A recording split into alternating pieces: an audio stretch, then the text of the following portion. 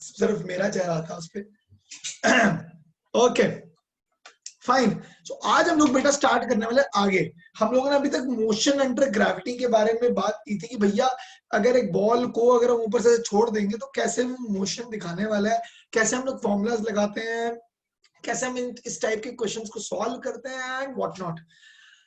आज जो हम सीखने वाले हैं वो 2-3 तरह की चीजें रहेंगी। पहले हम काम करेंगे, आज का पहला मोटिव हमारा रहेगा ग्राफ सीखना। ठीक है, तो ग्राफ किस किस टाइप के होते हैं, क्या होता है इनके अंदर, चलिए बात करते हैं। तो ग्राफ में सबसे पहला टाइप का ग्राफ होता है, कैटेगरी ऑफ ग्राफ होता है स्ट्रेट लाइन ग्राफ।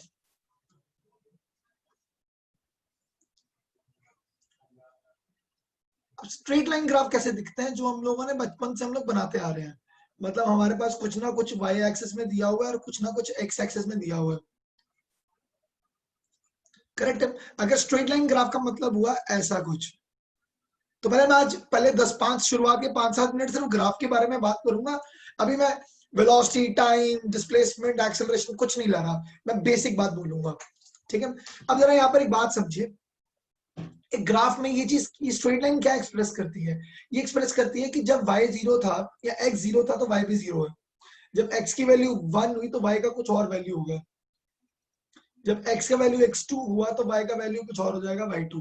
तो it goes like that. That implies y का वैल्यू x की वैल्यू के ऊपर डिपेंडेंट है। क्या बोला मैं? y का वैल्यू x की वैल्यू के ऊपर डिपेंडेंट है, और वाइस वर्सा भी बोल सकता हूँ, मेरी मर्जी है। बट जनरल जो डिस्क्रिप्शन रहेगी वो ये रहेगी कि y की वैल्यू x की वैल्यू के ऊपर डिपेंडेंट है। ऐसे केस में कभी भी मुझे एक्सप्रेस करना है कि कोई रिलेशन होगा, तो वो रिलेशन कैसे समझ आएगा? देखो मैं एक एग्जांपल दे रहा हूँ। मान लीजिए x1 है, y भी 1 होगा, x2 है, y भी 2 होगा, x3 है, y भी 3 होगा। इसका मतलब क्या है? y is equal to x। आपने ये बोल दिया। जो मैं एग्जांपल बोल रहा हूँ, if x is equal to 1, y is equal to 1, x is equal to 2, y is equal to 2, x is equal to 3, y is equal to 3। तो हम लोग क्या समझे? हम लोग ये समझे, इससे हम लोग क्या डिस्क्रिप्शन लेके आए कि y और x बराबर है। सही बात है, बराबर चल रहे हैं। ठीक है। अच्छा, अब मैंने यहीं पर थोड़ा सा चेंज लाया मैं अपनी भाषा में। मैंने कहा नहीं, अब मैं कुछ और एग्जांपल देता हूँ। मैंने आपको बोला x1 है, y2 है, x2 है, y4 हो गया, x3 है, y6 हो गया। तो आप समझ गए किसका मतलब है y का वैल्यू 2x है। जैसे जैसे x, sorry, x is equal to 2y। नहीं बच्चा, y देखना 2 लगा दे तो 2 इंटू एक्स इंटू 1 हो जाएगा ना। तो 2 इंटू 1 2 आएगा, 2 इंटू 2 4 आएगा, 2 इंटू 3 6 आएगा। तो y का आंसर 2x के ऊपर डिपेंडेंट होगा। अच्छा, हाँ हाँ हाँ हाँ हाँ, ठीक है, कोई बात नहीं, कोई बात नहीं। ठीक है, तो ये फैक्टर हमारे दिमाग में आता है कि ऐसा कुछ रिलेशन आ रहा है। तो यहां से अब हम सोचेंगे कि अच्छा ठीक है सर, समझ गया, आपने जो बोला मैं समझ गया। ठीक है, आप बोले, हम सुने, मतलब x 0 तो y भी 0 है, ये भी समझ आ रहा है, यहाँ पर कोई दिक्कत नहीं है। अब मैं स्ट्रेट लाइन ग्राफ के बारे में एक बात बताऊंगा। स्ट्रेट लाइन का जनरल ग्राफ का फॉर्मूला होता है, जनरल फॉर्मूला है y is equal to mx plus c। ये क्या है? स्ट्रेट लाइन ग्राफ का इक्वेशन। स्ट्रेट लाइन ग्राफ का इक्वेशन यहां से एक्सप्रेस होता है। अब यहाँ पर क्वेश्चन आता है कि सर ये n क्या है, x क्या है, c क्या है, y क्या है। लो भाई, अगले पन्ने पे जा रहा हूँ, ये मैंने समझा दिया। नेक्स्ट पेज पे अगर इसी चीज को वापस देखते हैं, मैं इक्वेशन को दोबारा लिख रहा हूँ, y is equal to mx plus c। बच्चा m का मतलब होता है slope of a graph. m का मतलब होता है slope of a graph. Slope of the graph मतलब कितना इंक्लाइंड है। अच्छा, इसकी स्लोप ज्यादा है या इसकी स्लोप ज्यादा है? ये फर्स्ट केस है, ये सेकंड केस है। सेकंड की स्लोप ज्यादा है। आप कैसे डिटरमाइन कर रहे हो, कितना एंगल दे रहे हो, है ना? ऐसा रहेगा या ऐसा रहेगा। तो जितना ज्यादा इंक्लाइंड रहेगा उतनी स्लोप ज्यादा शार्प होगी, उतनी स्टीप होगी। सही बात है। तो हेंस यहां पर हमें कैसे पता लगता है कि एक ग्राफ में अगर मैं 2 लाइनें बना दूं, मान लीजिए एक लाइन ये बना दी फर्स्ट ग्राफ,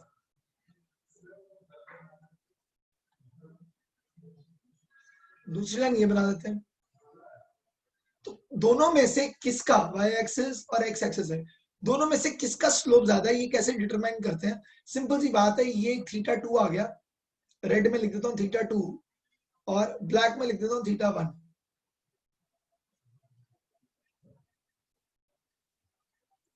तो since θ2 is more than θ1, we can obviously say कि slope of 2 is more than slope of 1। सही बात है। इसका मतलब m का कुछ ना कुछ वैल्यू होना चाहिए। अभी m क्या होता है मुझे क्या पता। अब m का बेसिक मतलब होता है स्लोप निकालनी है, that is nothing but delta y by delta x। ठीक है, ये क्या बोल दिया सर, देखो ग्राफ बना रहा हूं। ठीक है, आराम से समझेंगे, कोई जल्दी नहीं है, नहीं समझ आया मुझे बोलेंगे। ग्राफ बना दिया, मैंने कहा मुझे थीटा एंगल निकालना है, तो तुमने कहा सर एक काम करो, सर ये किया बाई ले लो। मैंने कहा ठीक है, ये तुमने कोऑर्डिनेट पॉइंट दे दिया, ये कोऑर्डिनेट पॉइंट पे एक्स है कुछ और वाई है कुछ। ठीक है, तो ये थीटा निकालना है, तो ये डिस्टेंस कितना हो जाएगा, ये देखो ये डिस्टेंस कितना हो जाएगा, ये हो गया एक्स, और ये डिस्टेंस कितना हो जाएगा वाई। ये थीटा निकालना है, तो हम लोग क्या लिख देंगे, हम लोग लिख देंगे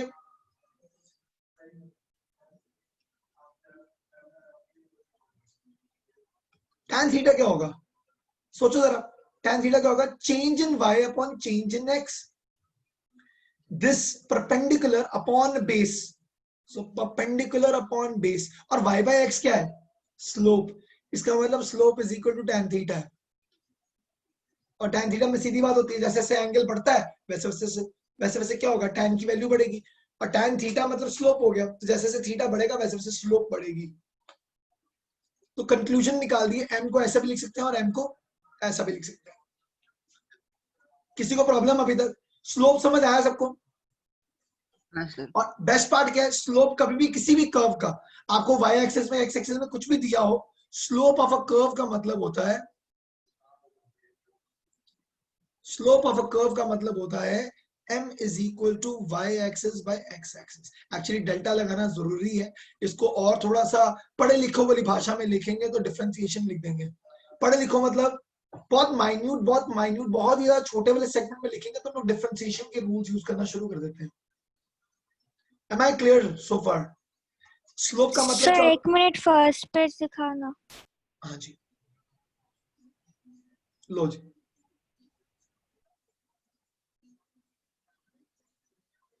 सो हो गया। Okay cool. This is the whole concept behind the entire thing कि स्लोप क्या होती है। अभी तक मैंने आपको y is equal to mx plus c कुछ नहीं समझाया, मैंने आपको सिर्फ ये बताया कि m क्या होता है। ठीक है, अब हम जानते हैं ये y is equal to mx plus c क्या डिटरमाइन करवाता है। तो कभी भी आपको किसी भी कॉन्सेप्ट में स्ट्रेट लाइन कर्व आती तो आपके दिमाग में क्या क्या चीजें स्ट्राइक होनी चाहिए, हम उसके बारे में बात कर रहे हैं। ठीक है, तो स्लोप ऑफ अ कर्व, दोबारा बोलूंगा, slope of a curve determines y axis by x axis. कभी भी कोई टर्म में स्लोप निकालनी है तो y और x को डिवाइड कर दो, वो स्लोप उस पर्टिकुलर जो भी दोनों को डिवाइड करके जो भी कंक्लूजन निकलता है उसको एक्सप्रेस करता है। We will be talking on that, but right now you just need to keep this in your head. ठीक है, आगे बढ़ो। Cool. I'm just moving ahead.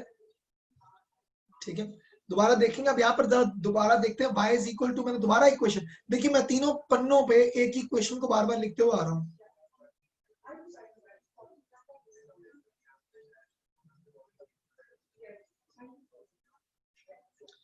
Right, I'm again talking on y and I'm again talking on x. ठीक है, अब मैं काम करता हूं, अब यहां से स्टार्ट करने की बजाय मैं यहां से कर्व स्टार्ट करता हूं। I mean I'll be making a straight line from here. ठीक है, अब यहां से देखा जाए तो क्या होगा बच्चा, यहां से स्टार्ट किया तो जब x का वैल्यू 0 था तो y का वैल्यू कुछ था, तो इस जो था उसको हम लोग क्या बुलाते हैं, c।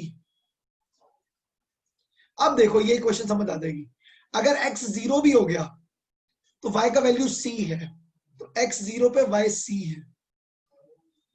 बात समझे? ठीक है, अगर मैं मान लीजिए यहाँ पे खड़ा हूँ राइट नाउ, ठीक है, मैं मान के चलता हूँ, I just say this way, right now अभी ग्राफ में देख रहे हो जहां मैं राइट नाउ आपको दिख रहा हूँ, ये 0 पॉइंट है। ठीक है, 0 पॉइंट है, तो अगर मैं बोलूँ 0 पॉइंट स्टार्ट करने के लिए यहाँ से स्टार्ट करूंगा अपना क्वेश्चन, तो मैं ऑलरेडी 0 से थोड़ा आगे हूँ, तो वो जितना मैं आगे हूं ना वो प्लस सी से एक्सप्रेस होगा। मान लीजिए अगर ये 0 होता और मतलब पीछे चला तो माइनस सी हो जाता। तो प्लस सी और माइनस सी में क्या रिलेशन है? I think I am clear with this. समझ Yes, आया? yes. गुड, हाँ सर. बिल्कुल, वेरी Yes, गुड। sir. तो यहाँ पर क्या समझ आया? y is equal to mx plus c का मतलब हुआ m मतलब कितना स्लोप बना रहा है ये। तो हम इसको m की जगह tan थीटा भी लिख सकते हैं, कोई प्रॉब्लम नहीं है, ठीक है। तो y is equal to mx plus c कुछ इस तरीके का इक्वेशन बना रहा है। अच्छा, अगर नेगेटिव स्लोप हो तो क्या होता है?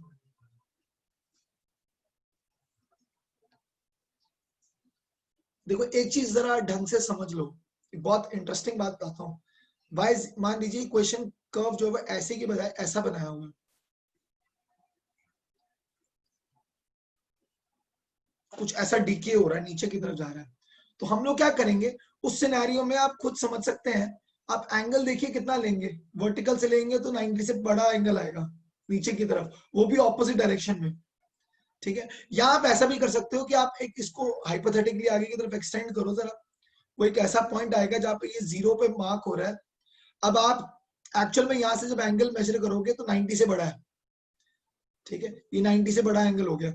इसका मतलब आप ऐसे काउंट करने की बजाय ऐसे काउंट करो। आप देखो, आप एक चीज समझिए, जब भी एंगल कैलकुलेट किया जाता है तो एंटी क्लॉकवाइज मोशन में ऐसे जाया जाता है। अगर आप क्लॉकवाइज में लेंगे तो उसको हम लोग नेगेटिव एंगल बुलाते हैं,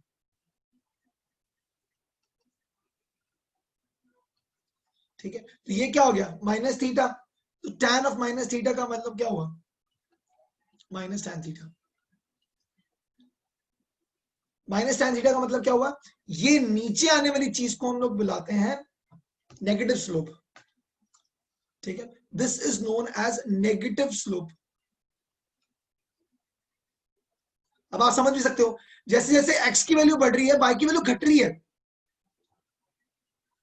देखो इसका मतलब क्या हुआ? नेगेटिव स्लोप है वो। Am I clear? राइट। तो यहां पर क्या समझ आएगा? इसका मतलब m का वैल्यू क्या आ गया? Minus tan theta. इसका मतलब स्लोप नेगेटिव है। सो हेंस यहाँ पे फॉर्मूला क्या बन जाएगा? ये इनिशियल पॉइंट c मान लीजिए, स्टार्टिंग पॉइंट c है, तो y is equal to minus M X plus सी।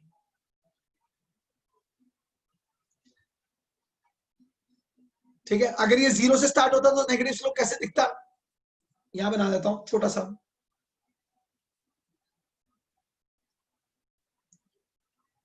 0 से स्टार्ट होता तो नेगेटिव स्लोप ऐसे दिखाता, सही है। हाइपोथेटिकली इसकी पैरेलल एक डॉटेड लाइन ड्रॉ कर दो, देखो नेगेटिव एंगल चेक कर रहे हो, डीके हो रहा है। जैसे जैसे x का वैल्यू बढ़ रहा है वैसे वैसे y का वैल्यू घटता जा रहा है। So we can very well understand this. Am I clear? किसी को कोई डाउट तो नहीं है ना? No, पक्का? sir. Okay, cool, very good. No, sir. हाँ जी, तो डाउट होगा प्लीज मुझे बताएंगे, ऐसे आगे नहीं बढ़ना है, ठीक है। इसके अलावा एक और चीज हो सकती है, last part of the equation मैं समझाऊंगा और उसके बाद हम लोग सिर्फ we'll start discussing the details of it, ठीक है। Till the time I will place this. Sir 1 minute page turn sir you can note it on. Sir एक बार फिर से एक्सप्लेन करो ना। तो यार क्या समझना बेटा? ये वाला कि ये वाला कि सर पूरा? डिस्कनेक्ट हो गया था अच्छा कोई बात नहीं, पूरा। I'll tell you, don't worry। Negative slope का मतलब है आप y की वैल्यू x की वैल्यू के साथ घटती जा रही है। जैसे जैसे x पॉजिटिव हो रहा है वैसे वैसे y नेगेटिव हो रहा है,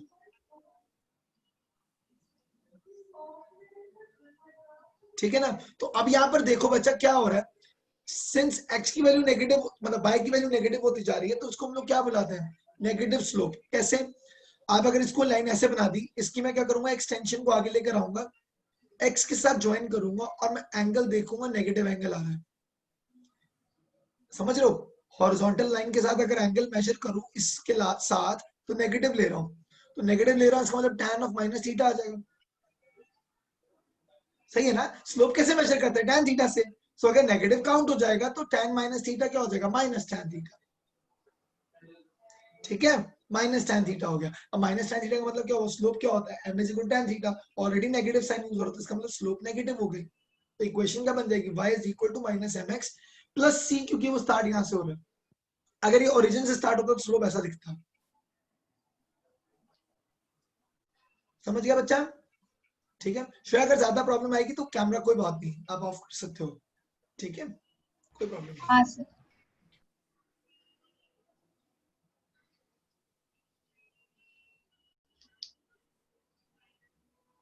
I'll give you, don't worry. Okay, fine. Let's move ahead. So it's all about the graphs right now. Whatever we are dealing with all the type of category of graphs. कैसे दिखते हैं? Sorry, आगे बढ़ते हैं. अब type of graphs में एक और चीज, मतलब इसमें एक और लास्ट एडिशन करूंगा. मान लीजिए there is a graph like this. इसकी इक्वेशन क्या बनाएंगे? इट्स अ पॉजिटिव स्लोप, है ना, एंटी क्लॉकवाइज मोशन में एंगल बढ़ रहा है और लेस देन 90 डिग्री है, मतलब ऐसे भी बोल सकते, कैसे भी बोल दो आप, ठीक है. तो इसका मतलब है स्लोप तो पॉजिटिव है, लेकिन स्टार्ट कहां हो रहा है? नेगेटिव डायरेक्शन में. तो उसको मैं क्या लिख दूंगा? Minus c. The equation will be y is equal to mx minus c. Everyone समझ आया कि जब x इज इक्वल टू 0 था तो स्टार्ट कहां से हो रहा है? y इज इक्वल टू क्या हो जाएगा? माइनस सी. तो हेंस जब x 0 था तो y का वैल्यू कितना था? माइनस सी, नीचे था, ठीक है. y is equal to minus M X minus C का ग्राफ. जब x 0 था तब माइनस सी था y का वैल्यू. x का वैल्यू जब 0 था तो y का value minus C. Okay sir. अगर मैं ये लिखूं, इसका ग्राफ कैसा दिखेगा? इसका ग्राफ दिखेगा कुछ ऐसा. ऑलरेडी नेगेटिव स्लोप में जाने वाला है, स्टार्ट ही माइनस सी से कर रहा है और ग्राफ और नेगेटिव जाएगा. जैसे जैसे x की वैल्यू बढ़ती जा रही है वैसे तो y का और फर्दर नेगेटिव होता जा रहा है. ये देखिए, ठीक है. तो टाइप ऑफ ग्राफ्स हम लोग पूरे कैटेगरी में सीख गए कि किस तरीके के ग्राफ्स आते हैं और कैसे कैसे इसको हम लोग मेजर करते हैं. I hope everyone is clear with this कि एग्जैक्टली स्लोप क्या है, m क्या एक्सप्रेस करता है, पॉजिटिव स्लोप क्या होती है, नेगेटिव स्लोप क्या होती है, प्लस सी या माइनस सी क्या एक्सप्रेस करता है. Right, so we are clear with this so far. इसके अलावा मैं कुछ एक दो कैटेगरी ऑफ ग्राफ्स और बताता हूं, ठीक है. जैसे कि नेक्स्ट कैटेगरी ऑफ ग्राफ पे आते हैं, ठीक है. Then I'll come. What I've told you, I'll give you the introduction of the entire graphs. कैसे कैसे commonly asked graphs कैसे आते हैं, चाहे वो कॉम्पिटिटिव में हो, चाहे वो आपके स्कूल लेवल एग्जाम्स में हो, ठीक है. तो मैं सारे कॉमनली ग्राफ समझा रहा हूँ एंड देन उसको समझाना मेरे को बहुत आसान लगेगा. सेकंड कैटेगरी ऑफ ग्राफ्स आते हैं, we call them as sinusoidal graphs. नाम गंदा, ठीक है, पर क्या है रे? Sine graph. देसी भाषा में बोले साइन ग्राफ, ठीक है. एक चीज देखो, यहां पर देखो, मैं लिख रहा हूं साइन 0 कितना होता है? 0. Sine 90 1. Sine 180 0. Sine 270 -1. Sine 360 0. Hence इसका मतलब हुआ अगर मैं कभी भी आपको ग्राफ बना के दूं, ठीक है, कि एक y एक्सिस है और एक ये x एक्सिस है. x मतलब angle theta, 0 degree, 90 degree, 180 degree, 270 degree, 360. x का मतलब एंगल है और साइन y में एक्सप्रेस करेगा कि क्या आंसर्स आ रहे हैं. ये जो आंसर्स आ रहे हैं ना, एक काम करता हूं मैं अलग कलर से इसको अंडरलाइन करता हूं ताकि आपको दिख जाए. ये जो अंडरलाइन में अलग कलर से कर रहा हूं ना, ये ग्राफ्स, ये जो है रेड वाले, ये एक्सप्रेस करते हैं y.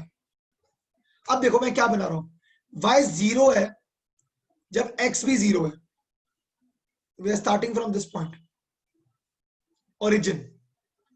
साइन 90 हुआ, 90 मतलब यहां पर आ गया, 90 डिग्री, 180 डिग्री, 270 डिग्री, 360 डिग्री. समझ रहे हो? 90, 180, 270, 360. अब देखो जब साइन 0 है तो आंसर 0 है. साइन 90 होगा, वैल्यू होगा 1.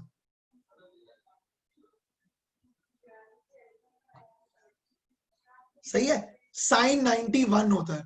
साइन 180 0 हो जाएगा, मतलब it will come back to 0. फिर साइन 270 -1 है, -1. साइन 360 वापस 0. तो a sine wave looks like this. ठीक है, तो मेरा पेन गया है। ओके सर ये आपने डिफरेंशिएशन की वीडियो में किया था ना? हाँ सर। यार मैं एक तो पढ़ाता बहुत ज्यादा हूँ यार। हाँ, कोई बात नहीं, कोई नहीं कोई नहीं। एक तो मैं मस्त बना रहा हूँ, तुम डांस करके दिखा रहा हूँ, तुम लोग ऐसे जाओ यार। एजुकेशन अलॉन्ग विद एंटरटेनमेंट, वो ठीक है। साइन ग्राफ समझ आ गया? कोई साइन ग्राफ पूछे क्या याद करना है? ये बॉलीवुड डांस, ठीक है, ये बॉलीवुड स्टाइल डांस हम लोग करेंगे और कुछ नहीं करेंगे। सेकंड, कोई आपसे मांगे नहीं नहीं मेरे को नहीं, मैं पढ़ा लिखा हूं, मेरे को बताओ कोसाइन ग्राफ कैसा होता है? कोसाइन ग्राफ कुछ नहीं होता, कॉस ग्राफ होता है। ठीक है, तो कोसाइन ग्राफ क्या होगा? कॉस 0 1 होता है, कॉस 90 0 होता है, कॉस 180 -1 होता है, कॉस 270 0 होता है, कॉस 360 वापस 1 होता है। दोस्तों ये क्या है? आंसर्स क्या है? y, एंगल क्या है? x। ये देखो ग्राफ बनाएगा मैं, वाह, ये y, ये x। Obviously the answers range from 1 to -1। ठीक है, तो वी विल स्टार्ट विद 1, क्योंकि जब cos x का वैल्यू थीटा जो है वो 0 है, तो आंसर कितना है? 1। जब थीटा 0 है तो आंसर कितना है? 1। तो we will start from here. 90 पे आओगे तो क्या हो जाएगा? Answer comes out at 0 -1 0 +1। 0 degree, 90 degree, 180 degree, this is +1,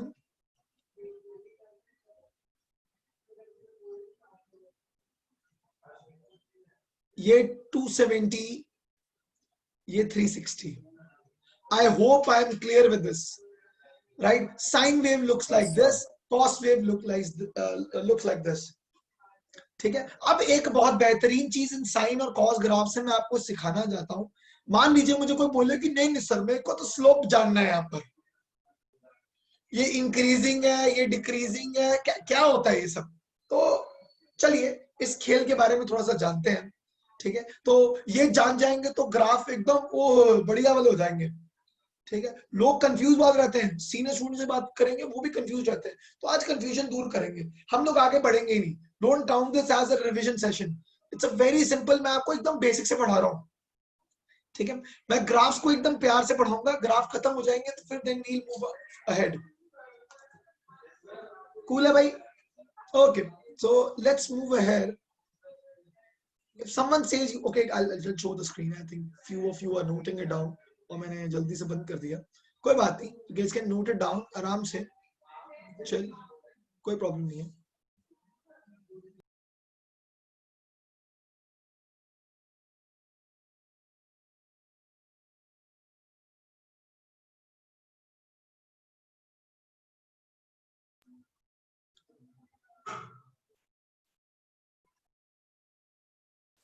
okay, noted, good. ठीक है, आगे बढ़ेंगे। ओहो, अब मजेदार चीज, और मजेदार चीज पढ़ाऊंगा मैं, वो है स्लोप ऑफ कर्व्ड ग्राफ्स। अब देखिएगा जरा,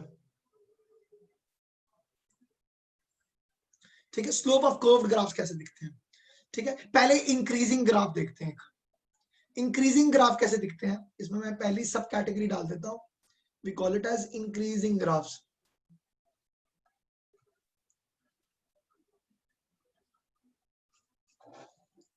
ठीक है, अब इंक्रीजिंग ग्राफ्स कैसे दिखेंगे ये देखिए,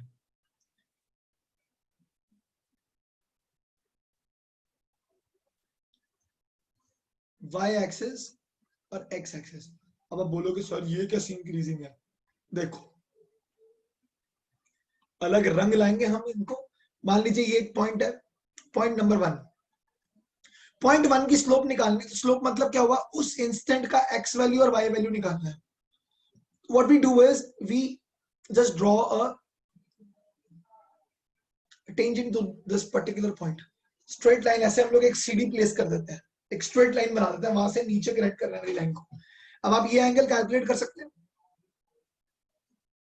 ठीक है, अब ये ज्यादा स्लोपी है या ये 0.2. इसकी कर्व सोचो कितनी कितनी अजीब है, मेरे को तो बनानी बड़ी मुश्किल हो जाएगी मेरे लिए. Almost 90 degree. θ2, this was θ1, है ना, this was θ1. तो अब आप यहां पर एक चीज नोट कर सकते हैं बच्चा, that θ2 is greater than θ1. That means slope of second point is more than slope of first point. That means y is increasing with x, है ना, y की वैल्यू बहुत शार्प बढ़ रही है. तो इंक्रीजिंग ग्राफ्स ऐसे मेजर होते हैं कि स्लोप अगर बढ़ती हुई दिख रही है तो उसका मतलब इंक्रीजिंग ग्राफ्स है. ठीक है, y is changing rapidly in comparison to x. एक कैटेगरी फर्स्ट पार्ट ऐसा है. एक और टाइप का ग्राफ इसी में दिखाता हूं मैं, इंक्रीजिंग में एक और तरह का ग्राफ हम बना सकते हैं, बी टाइप ऑफ ग्राफ भी बना देते हैं.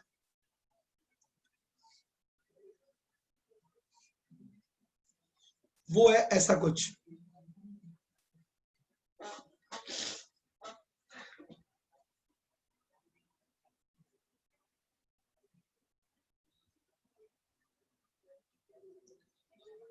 इसका ग्राफ बनाते हैं ऐसा.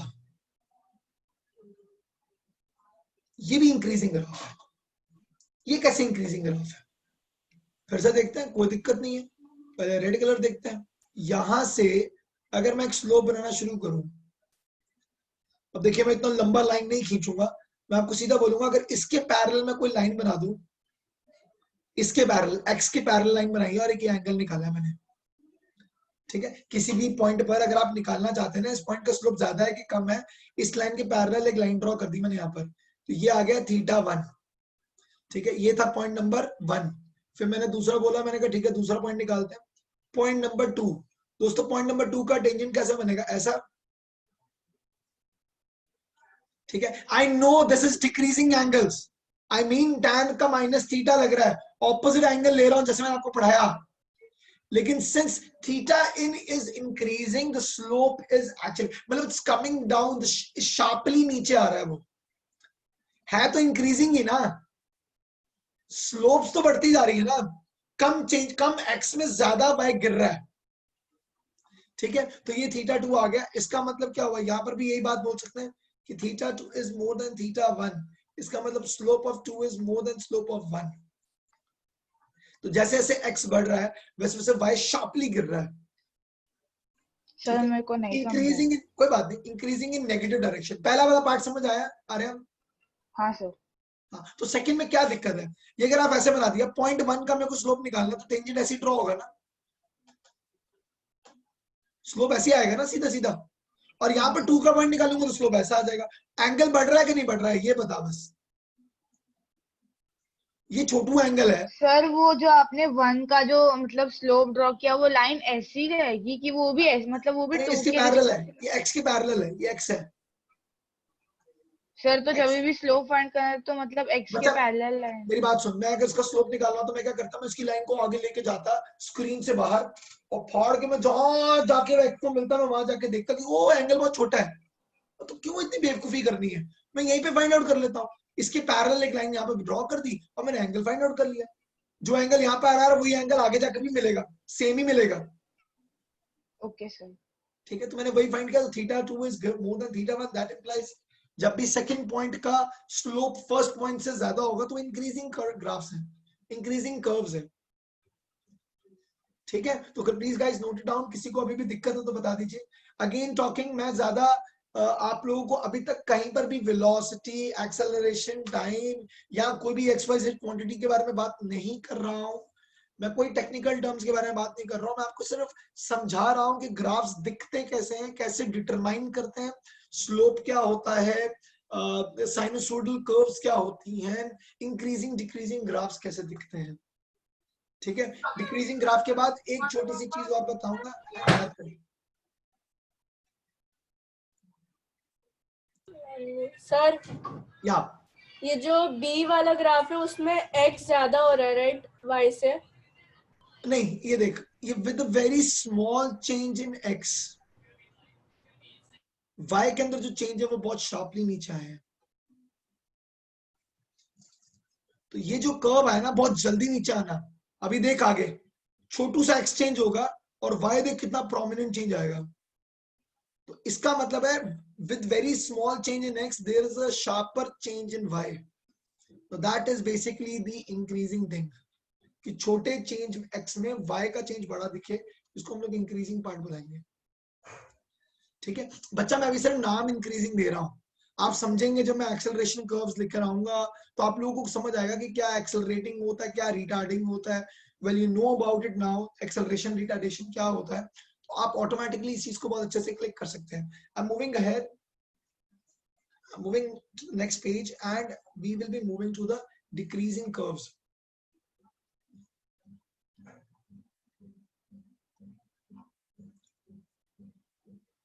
अब डिक्रीजिंग कर्व्स क्या होते हैं, देखिए इसका भी सब कैटेगरीज रहेंगी। पहली सब कैटेगरी है, ठीक है, ए में अगर हम लोग देखें वाई और एक्स को, तो आप जरा ये ग्राफ देखिए। सर बस 2 सेकंड के लिए पिछला वाला पेज दिखा देना। जी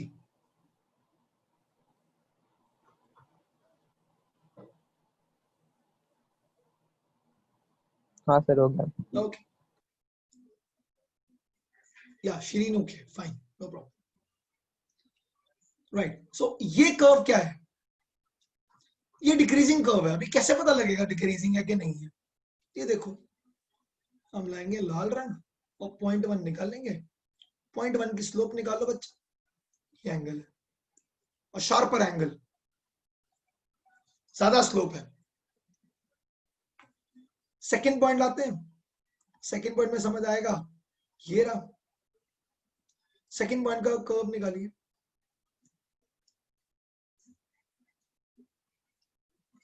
यहां मिला θ2 बहुत छोटा हो गया ना, ऐसा आ गया, पहले ऐसा था अब ऐसा हो गया, सही है। आप, मुझे पता है इसकी लेंथ बढ़ गई, अब कुछ नहीं तो बड़ा भी तो हो गया, नहीं नहीं ये मत सोचो, स्लोप देखनी है हमें, आपको उसकी लेंथ हाइपोटेनस नहीं निकालना, आपको सिर्फ स्लोप देखनी है, टेढ़ा ज्यादा हुआ है या कम हुआ है।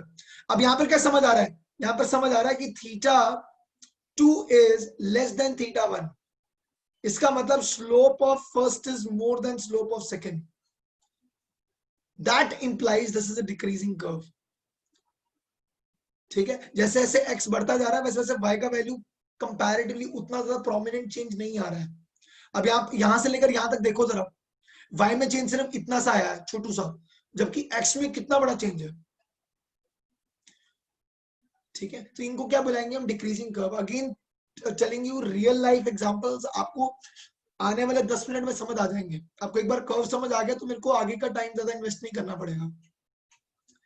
ठीक है, सेकेंडली यही पार्ट हम लोग आगे बात करें। सेकेंडली हम लोग बी कर्व के बारे में बात करते हैं। तो बी कर्व के केस में क्या हो जाएगा, एक और कैटेगरी में आते हैं मैं फिर। ठीक है, अब जरा एक रेफरेंस लेते हैं पीछे से, आपको थोड़ा खुद से आइडिया लेने की कोशिश करो कि कैसा कर्व आना चाहिए। देखिए जरा, इसमें अगर हम लोग नीचे लेकर आए तो सिमिलरली मैं चाहूं तो इसको हम लोग ऑलरेडी ऊपर ला चुके हैं, इसका कॉन्ट्ररी उल्टा तो दिख गया। इसमें अगर हम ऊपर लेके सर मून शेप जैसा कुछ, मून शेप जैसा, मतलब उसकी ये ऐसा ना, क्रेसेंट शेप, हाँ हाँ बिल्कुल क्रेसेंट शेप है ना। तो ये लेकर आएंगे तो इस सिनेरियो में क्या होगा, इसको एक और नाम देते हैं, रेक्टेंगुलर हाइपरबोला भी बुलाते हैं, बट स्टिल इतना सोचने की जरूरत नहीं है। नहीं नहीं डोंट वरी, नहीं जानना हमें, ठीक है, मैथ्स में पढ़ोगे। ये फर्स्ट पॉइंट है, एक ये स्लोप थी पहली θ1, अब ये पॉइंट बना लेते हैं हम लोग सेकेंड पॉइंट। तो स्लोप कैसी आएगी, छोटू सी θ2। ये स्लाइड में ज्यादा तेजी से नीचे आओगे कि इस स्लाइड में, इस स्लाइड में पहली वाली में, उसका मतलब θ1 is more than θ2, that means slope of first is more than slope of 2, that means finally slope कम आ रही है, this is a decreasing curve. सही है. अगर स्लोप चेंज छोटा होने लग जाए तो उसका मतलब डिक्रीजिंग कर्व बुलाते हैं उसको. I hope it's clear with everyone. One small quantity I'll discuss more and that's it. फिर हम लोग एक्चुअल ग्राफ्स देखेंगे. एंड भैया एक बार एक्चुअल ग्राफ समझ आ गए तो बस फिर क्या प्रॉब्लम है, लाइफ बिकम सिंपल. सर हम वो θ2 को θ1 ही ले सकते, θ2 को θ1 नहीं ले सकते क्योंकि सर पिछले केस में अपने उल्टा किया था. अच्छा मैंने नाम सही लिए हैं. मैं पहला पॉइंट जो closer to the x axis लेता हूं उसको 1 बोलता हूं, फार्दर वाले को 2 लिखता हूं. ठीक है, सेम यहां पर भी लिया है. क्लोजर टू एक्स एक्सिस 1 लिया है, फार्दर पॉइंट को 2 लिया है. पहले भी हम लोग पिछले पार्ट में भी यही कर रहे थे. ये देख लीजिए, sorry, closer to x axis 1 लेते हैं, दूर वाले को 2 लेते हैं. यहां पर भी एग्जांपल देख सकते हो. क्लोजर टू एक्स एक्सिस 1 है, फार्दर पॉइंट को 2 लेते हैं. तो जब भी हम रिलेट करते हैं उसको इसी तरीके से रिलेट करते हैं. है, समझा सर. ठीक है, good. I'll just go ahead and let's hope everyone has noted it down. Okay, cool. Shruti, you can keep your video off if you want. The rest of you can join back if you want. अगर voice clear नहीं आ रही मेरी तो. Yeah. Cool. Let's move ahead. Yeah. क्या tell me? आपने ए वाला figure बनाया था, तो आपने जो ए वाला फिगर बनाया था उसमें m2 is bigger than m1, right? No. The slope is less ना. Just imagine yourself on the slide. तेरी ज्यादा स्पीड इस पे आएगी कि इस पे आएगी? इस पे आएगी.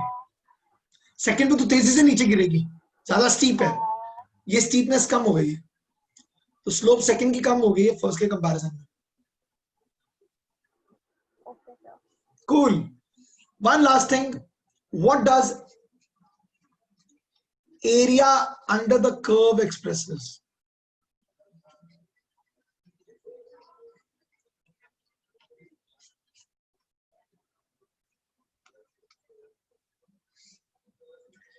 एरिया अंडर द कर्व का मतलब होता है y एक्सिस x एक्सिस ले लो, कोई भी कर्व ले लो, ऐसा कुछ भी शेप का है. एरिया अंडर द कर्व का मतलब होता है कोई एक पॉइंट से लेकर हम लोग दूसरे पॉइंट तक x1 से लेकर x2 के बीच में अगर हम लोग एरिया अंडर द कर्व मतलब ये पता करें तो एरिया अंडर द कर्व का मतलब होता है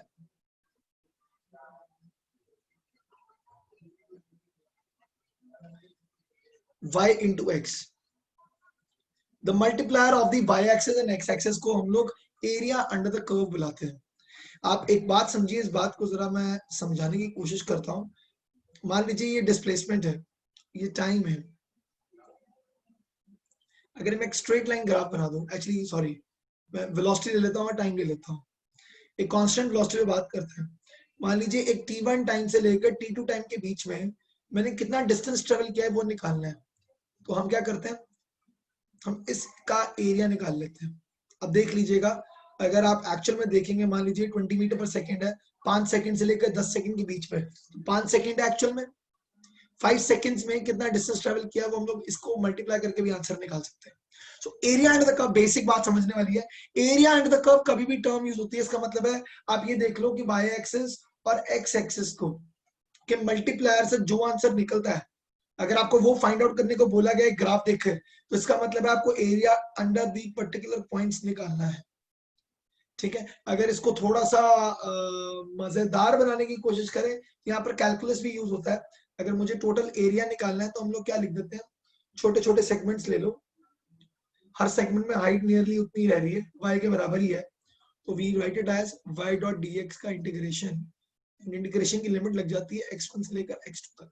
जिन्होंने बेसिक मैथ्स में नहीं पढ़ा है, प्लीज बेसिक मैथ्स की वीडियोस ऑन है, प्लीज हैव अ लुक.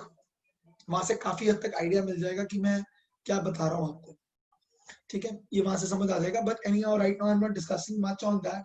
ठीक है, लेकिन yes in future you need it. तो आपको पता होना चाहिए, तो you can write it down. Area ये है, बाकी इंटीग्रेशन के वीडियो देखने के बाद you be able to get a better idea. Let's move ahead, let's go.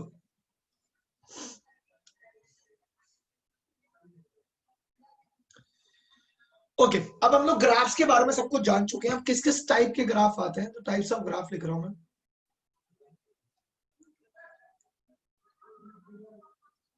Types of graphs, ठीक है। पहली कैटेगरी है डिस्प्लेसमेंट टाइम ग्राफ या पोजीशन टाइम ग्राफ, कुछ भी बोल सकते हैं, ठीक है।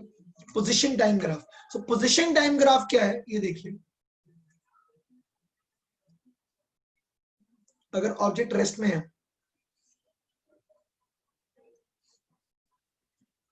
इसका मतलब क्या है, अगर यहां पर मैं x ले लूं, यहां पे टाइम t ले लूं, एक ऑब्जेक्ट रेस्ट में बैठा है, तो जैसे मैंने आपको बोला, अगर ये मान लीजिए ओरिजिन है जहां मैं खड़ा हूं अभी, ठीक है। अगर ये पार्ट ओरिजिन है और मैं अगर थोड़ा आगे हूं और यहाँ पर स्टेशनरी बैठा हूं, तो 1 सेकेंड, 2 सेकेंड, 3 सेकेंड, आप कोई भी टाइम देख लीजिए, मेरी पोजीशन वही है।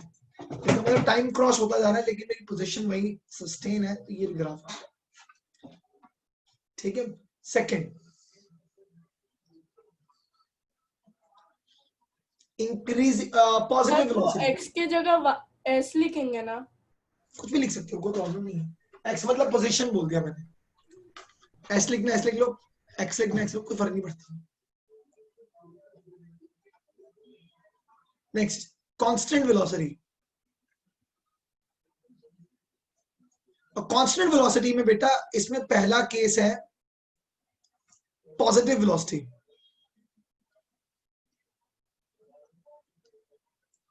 मतलब क्या हुआ, ये देखिए, मेरी position with respect to time constantly change हो रही है, ठीक है, ऐसा। अब आप समझ सकते हो, है ना। x में x और t, स्लोप का मतलब क्या हुआ, स्लोप का मतलब होता है y axis upon x axis,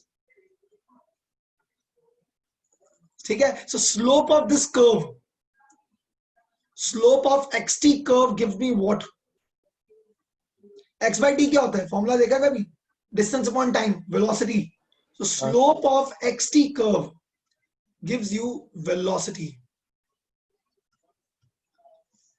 ठीक है। Slope of this curve. अब बताइए, इसमें अगर क्वेश्चन आ जाता है कि एक ग्राफ ऐसा है और एक ग्राफ ऐसा थोड़ा स्टीप आ जाता इधर, तो सेकंड वाला ग्राफ ज्यादा स्पीड में चल रहा है इन कंपैरिजन टू फर्स्ट वाला ग्राफ, क्योंकि कम टाइम में ज्यादा डिस्टेंस ट्रेवल कर रहा है। मैं एग्जांपल दे रहा हूं, जो मैं बोल रहा हूं मैं लिख रहा हूं, आपको ग्राफ पहले यही बनाना है। मैं रेड में जो ड्रॉ कर रहा हूं आपको लिखना नहीं है, आपको एग्जांपल में लिखना, लिख लीजिए। अगर ये सेकंड कर्व है, ये फर्स्ट कर्व है, तो आप देख सकते हो कम, दोनों, मान लीजिए यहां से एक लाइन ले लेता हूं मैं, यहां से एक लाइन लेता हूं जो दोनों को काट रही है। अब जरा आप देखिए, सेम डिस्टेंस ट्रेवल किया है दोनों ने, लेकिन एक ने कम टाइम लिया और एक ने ज्यादा टाइम लिया, तो ऑब्वियसली बात है सेकंड कर्व ज्यादा स्पीड से चल रही है। इसको हम लोग कैसे मेजर कर सकते हैं ग्राफ को देखकर, कि देखो θ1 और θ2, θ2 ज्यादा है, तो θ2 ज्यादा तो मतलब स्लोप ज्यादा, slope of xt graph is also known as velocity. ये एग्जांपल में लिखेंगे प्लीज, ये ग्राफ में नहीं रहेगा। ग्राफ जो आपको ड्रॉ करना है वो पहले वाला ही है, समझ आया एवरीवन, ठीक है। वहीं अगर मैं कांस्टेंट वेलोसिटी में, ओके, सेकंड कांस्टेंट वेलोसिटी में नेगेटिव कर्व को देखो,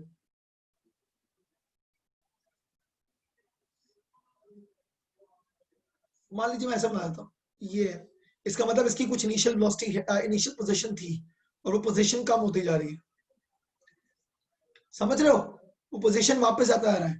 नेगेटिव वेलोसिटी मतलब मैं ऑपोजिट डायरेक्शन में जा रहा हूं, मैं ऑलरेडी किसी पोजीशन पे खड़ा था, अब ऐसे मैं नेगेटिव डायरेक्शन में जा रहा हूं, तो मेरी x कम होता जा रहा है with time t, so this is known as negative slope.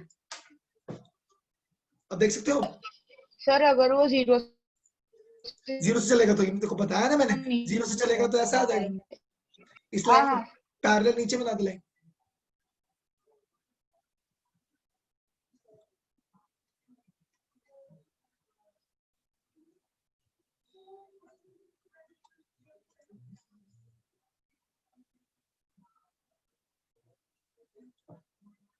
ठीक है एवरीवन, गॉट दिस?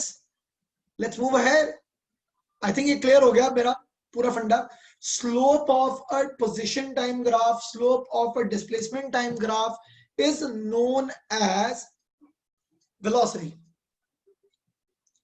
ठीक है एवरीवन, आगे बढ़े। कूल, हाँ सर। अच्छी बात है, गुड यार, हाँ सर। गुड बच्चा लोग, cool. Let's move ahead.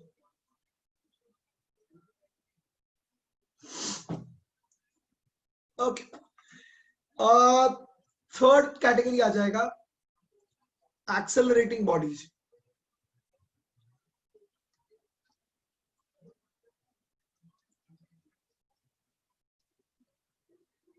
Accelerating objects के बारे में बात की जाए तो क्या हो जाएगा? एक्सेलरेटिंग ऑब्जेक्ट्स का मतलब हुआ, इसमें पहला आ जाएगा इंक्रीजिंग एक्सेलरेशन, मतलब पॉजिटिव एक्सेलरेशन।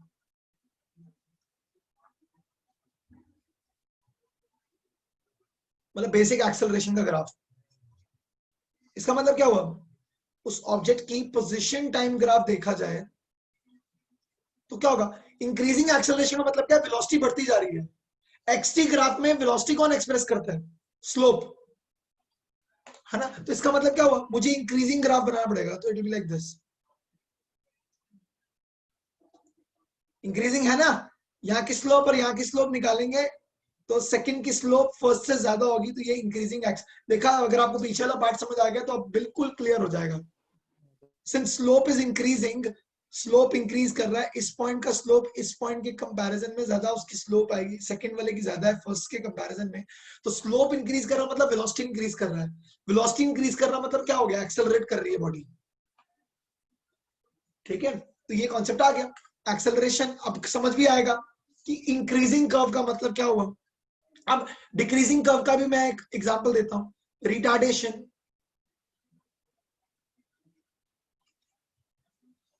रिटार्डेशन को चाहे तो हम लोग इसी के कॉन्ट्ररी हम लोग कैसे बना सकते हैं? ये देखिए, पोजीशन टाइम ग्राफ के हिसाब से मेरी स्पीड बहुत ज्यादा थी और सडनली स्पीड कम होने लग गई। सॉरी सर, ये नेगेटिव एक्सीलरेशन होगा। Yes, this is negative acceleration. अब आप ये फाइंड भी कर सकते हैं। ये देखिए, इस पॉइंट पे देखो और इस पॉइंट पे देखो, सिंस स्लोप कम हो गई है, इसका मतलब स्पीड कम हो रही है। स्पीड कम कब होती है? रिटार्डेशन में, नेगेटिव एक्सेलरेशन में।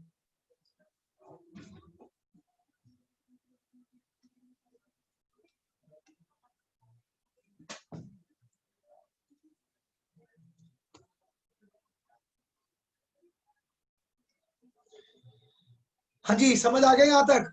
तो डिस्प्लेसमेंट टाइम ग्राफ जितने हो सकते थे मैंने सारे कर दिए, खत्म। इसके ऊपर कुछ नहीं पूछा जाता, इट इज डन। ठीक है, थर्ड मतलब second category, sorry second category जो हमारे काम की है, आगे आती है। Second is known as velocity time graph.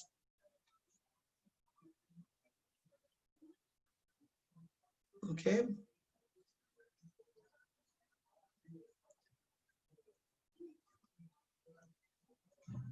अब वेलोसिटी टाइम ग्राफ का मतलब क्या है बच्चा? चलो आओ देखते हैं, इसको भी जरा समझ लेते हैं, एक बार में खत्म करें वन शॉट में। So velocity time graph basically है, इसको हम लोग क्या नाम देते हैं? VT curve. ठीक है, अगर ऑब्जेक्ट रेस्ट में फिर तो कुछ है ही नहीं, यहाँ पे बन ही नहीं सकता। तो पहला क्या होना चाहिए? पहला कैटेगरी होना चाहिए increasing, sorry constant velocity. I am so sorry, constant velocity है। अब वो चाहे पॉजिटिव हो नेगेटिव हो, इसका मतलब क्या है? मैं क्या बनाने वाला हूँ? वेलोसिटी और टाइम के बीच में कर्व बनाऊंगा। प्लीज ध्यान रखिएगा, हमेशा कोशिश ये रहनी चाहिए, और मैक्सिमम ग्राफ में यही होता है कि जो एक्स एक्सिस होता है वो कहीं ना कहीं फंडामेंटल क्वांटिटी होती है। अब वेलोसिटी और टाइम में टाइम फंडामेंटल क्वांटिटी है, तो कई क्वेश्चन आते हैं कि टाइम यहाँ क्यों नहीं बन जाता? बन सकता है, ऐसा बात नहीं है, क्वेश्चन आ सकते हैं, लेकिन जनरली जनरलाइज करूं तो मैं टाइम फंडामेंटल क्वांटिटीज को एक्स एक्सिस में, और जितने भी डिराइव्ड क्वांटिटीज हैं उन सबको हम लोग वाई एक्सिस में रखते हैं। ठीक है, no no no no further hard and fast rule नहीं है, ये मैं दोबारा बोल रहा हूँ, बट जनरली कर्व्स इस तरीके से ड्रॉ की जाती हैं। ठीक है, अच्छा अब यहाँ पर देखिए, वीटी ग्राफ में अगर कांस्टेंट वेलोसिटी, इसका मतलब क्या हुआ? एक कोई भी वेलोसिटी चाहे वो पॉजिटिव हो या नेगेटिव हो, आप उसको मेंटेन करके चल रहे हैं। पॉजिटिव होगा तो ऐसा बन जाएगा, नेगेटिव होगा तो नीचे लाइन बन जाएगी। तो मैं इसको ज्यादा ड्रॉ नहीं कर रहा हूँ, मैं बेसिक बस यही बात बता रहा हूँ। अब मैं यहाँ पर दोबारा उस चीज को एक्सप्रेस करूंगा कि अगर मैं वीटी ग्राफ में चेक करूं, वीटी कर्व्स में पहली चीज ध्यान रखेंगे, area under the VT curve, area under the graph will give you distance और डिस्प्लेसमेंट। यहां पर मैं बात डिफरेंस दिखाऊंगा आपको कैसे डिफरेंस आता है। डिस्टेंस के लिए कुछ और करते हैं और डिस्प्लेसमेंट के लिए कुछ और करते हैं, मतलब कुछ और नहीं करते, करते वही है लेकिन थोड़े रूल्स आ जाते हैं। और सेकंड चीज आ जाती है यहाँ पर एरिया अंडर द कर्व के साथ साथ हम लोग यहाँ पर स्लोप निकालेंगे। तो स्लोप क्या आएगा, स्लोप ऑफ द कर्व क्या होगा, सोचो जरा प्लीज एवरीवन। स्लोप क्या होती है, y axis upon x axis, v by t क्या होता है, acceleration. So slope of a VT curve gives you acceleration, and area under the curve कभी भी निकालना हो तो y into x, v into t क्या हो जाएगा, distance या displacement depending on the situation। अब आप समझ आया, ये और कुछ नहीं बल्कि y into x है, ये और कुछ नहीं बल्कि y upon x है। यहाँ पर y एक्सिस क्या है, velocity, x एक्सिस क्या है, टाइम। प्लीज यहाँ पे नोट कर लीजिएगा, y and x जो मैं जनरल डिनोशन दे रहा हूँ, यहाँ पर y एक्सिस कौन है, वेलोसिटी, एक्स एक्सिस कौन है, टाइम। यहाँ पे वाई एक्सिस वेलोसिटी, यहाँ पर आ जाएगा टाइम। इसका मतलब इनका रेशियो निकालेंगे तो एक्सेलरेशन आ जाएगा, मल्टीप्लाई करेंगे तो डिस्टेंस या डिस्प्लेसमेंट आ जाएगा। ये पहली कर्व होगी विच इज वेरी सिंपल। मुझे एरिया अंडर द कर्व निकालूंगा तो मैं डिस्टेंस निकाल सकता हूँ, ठीक है। अब वही चीज बच्चा मैं सेकंड ग्राफ पे आ रहा हूँ, कांस्टेंट एक्सेलरेशन। अब इसमें पहला कैटेगरी आता है पॉजिटिव एक्सेलरेशन, मतलब नॉर्मल एक्सेलरेशन, एक्सेलरेटिंग बॉडीज। तो एक्सेलरेटिंग बॉडीज में हम लोग क्या करेंगे, तो curve will go like this. मान लीजिए अगर कोई इनिशियल वेलोसिटी गिवन है, u समथिंग है, तो ठीक है, u यहां से डिस्क्राइब कर दीजिए। नहीं गिवन है तो 0 से स्टार्ट कर दीजिए। गिवन है तो एक्सेलरेट ऐसे कर रहे हो, ठीक है। ये आपको u दिया हुआ है, y is equal to mx plus c, y मतलब v, m मतलब जो भी इसका एक्सेलरेशन आएगा, ठीक है, और x मतलब t हो गया, प्लस c मतलब u हो गया। अब यहां से देखो मैंने क्या डिराइव कर दिया, आप समझे नहीं अभी मैं जो बोला हूं। अब ये देखिए मैंने क्या बोला, स्लोप क्या है, एक्सेलरेशन,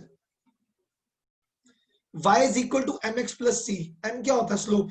यहाँ पे y एक्सिस कौन है, स्लोप क्या है, x एक्सिस क्या है, c क्या है। दोस्तों first equation of motion, v is equal to u plus at। Graphically कैसे डिनोट करेंगे, ऐसे डिनोट करेंगे, है ना। ग्रेविटी से नीचे फॉल कर रहा है, ओहो नेगेटिव कर्व आना चाहिए सर, लो प्लीज। इसको यार थोड़ा हौश पौश हो गया, कोई बात नहीं, लेकिन मैं इतने में कर दूंगा। सेकंड कैटेगरी यही खत्म कर देते हैं, रिटार्डिंग बॉडीज।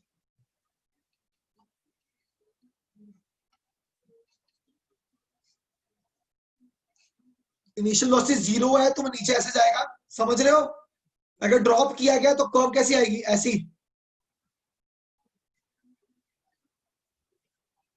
अगर आप वैसे देखेंगे, अगर कुछ u दिया हुआ है तो ऐसे आ जाएगा, इसी के पैरेलल है।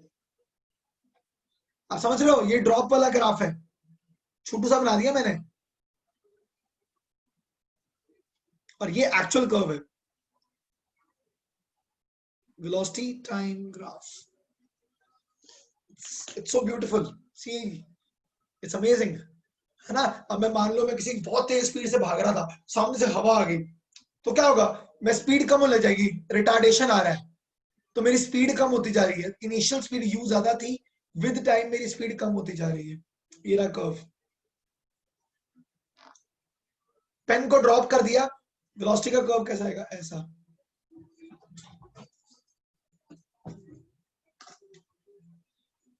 ठीक है, अभी मैं आपको डिस्टेंस, टाइम और वो सब मैं बताएगा, रुको बताता हूँ, I will do that. Distance, displacement कैसे सर, क्या फर्क है, I will talk about it, don't worry.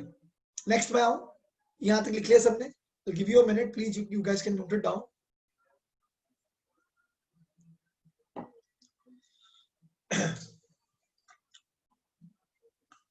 Cool. Let's move ahead.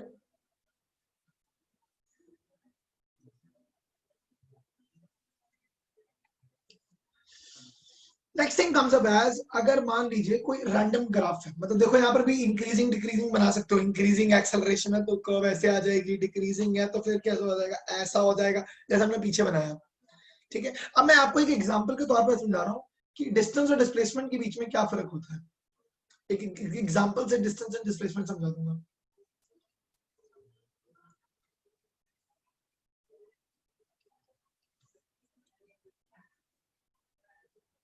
Of journey लिखना चाहिए मुझे, ये वर्ड थोड़ा जे थोड़ा डेटा में तो बन गया, जी बन गया। ठीक है, distance and displacement of journey में ग्राफ लिख रहा था और ग्राफ के बाद जर्नी लिख दिया, बहुत बढ़िया भाई। ठीक है, चलेगा, कोई बात नहीं, आलस। हाँ, distance and displacement of journey, तो देखिए क्या आएगा। मान लीजिए वेलोसिटी टाइम ग्राफ है and graph goes like this.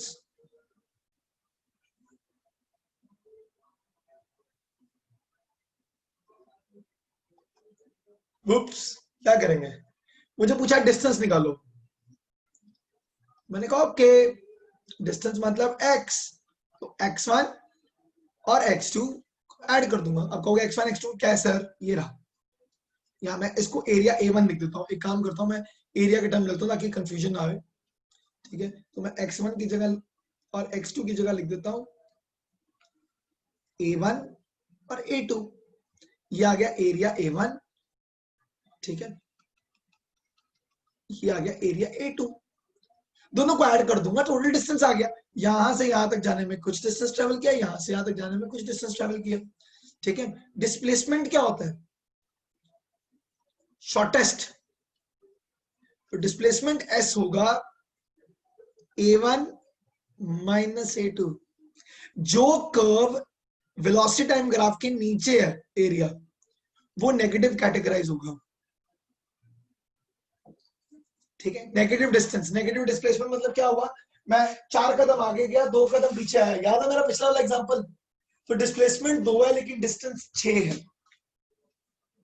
तो डिस्टेंस में हमेशा ऐड होगा, नेगेटिव वाला पार्ट भी पॉजिटिव काउंट होता है क्योंकि वो स्टेप्स हैं। लेकिन डिस्प्लेसमेंट कहता है स्टार्टिंग एंड लास्ट पॉइंट को कनेक्ट कर भाई, तो लो, तो फिर ऐसा आ जाएगा। डिस्प्लेसमेंट के केस में नेगेटिव कर्व्स को नेगेटिव काउंट किया जाएगा। मान लीजिए अगर उसका एरिया A1 से बड़ा होता तो क्या आता, तो ओवरऑल डिस्प्लेसमेंट नेगेटिव आ जाती, लेकिन डिस्टेंस तब भी पॉजिटिव ही होता। समझ आया एवरीवन क्या बोला हूं मैं? ठीक है, तो distance time graph, very good, distance time graph या पोजीशन टाइम ग्राफ और वेलोसिटी टाइम ग्राफ बहुत इंपॉर्टेंट चीजें हैं। ठीक है, ये बहुत ज्यादा काम आता है और बहुत सारे क्वेश्चंस आते हैं। अब मैं यहाँ पे कंफ्यूज नहीं करूंगा, आप लोगों को कुछ प्रॉब्लम्स और ट्राई करनी है, I will forward the link to you all, एक फाइल फॉरवर्ड करूंगा, प्लीज डू सॉल्व दैट। ठीक है, आपको पूरे कर्व्स समझ आ जाएंगे। I am not gonna give you much examples over here, मैं आप लोगों को ऑलरेडी एग्जांपल्स के थ्रू ही समझाता हुआ आया हूँ, तो and I am very positive कि शायद समझ आया है। ठीक है, तो अगर समझ आया तो बस मेजर वही जर्नी है भाई। अच्छा, यही अगर मैं एक्सेलरेशन टाइम ग्राफ एक एडिशनल चीज बता देता हूँ। ठीक है, हम लोग को कोई ड्रॉ नहीं करना, हमें बस ये देखना कि एक्सेलरेशन टाइम ग्राफ होता क्या है। Cool, I'm moving ahead and मैं देखूंगा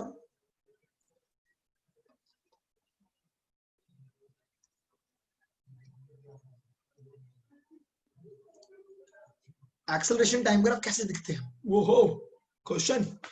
ठीक है, अब एक्सेलरेशन ये रहा, टाइम ये रहा, मैं बच्चा कुछ भी डिस्कस नहीं करने वाला हूं यहाँ पर, इंक्रीजिंग डिक्रीजिंग नथिंग।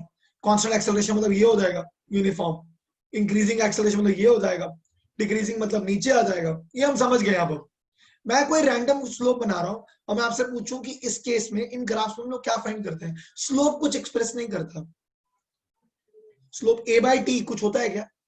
नहीं, लेकिन a into t वेलोसिटी होता है, चेंज इन वेलोसिटी। ठीक है, तो area under the curve, area under the acceleration time graph gives you change in velocity.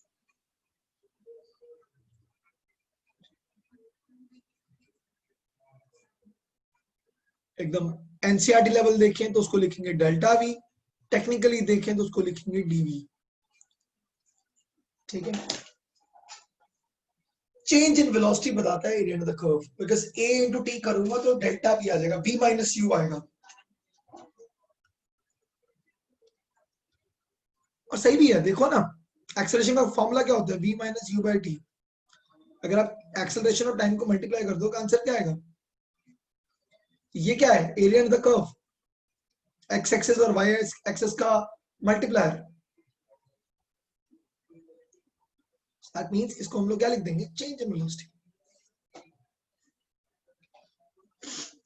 समझ आया भाई? शाबाश, गुड एवरीवन। ठीक है, तो यहाँ पे हमारे ग्राफ्स जो है वो काफी हद तक खत्म हो गए हैं। ठीक है, एक चीज देखिएगा प्लीज, कभी भी किस टाइप के ग्राफ पॉसिबल नहीं होते हैं। ठीक है, किस टाइप के ग्राफ पॉसिबल नहीं होते हैं, ये क्या पॉसिबल है? सर 2 मिनट पीछे करना जी प्लीज, लो।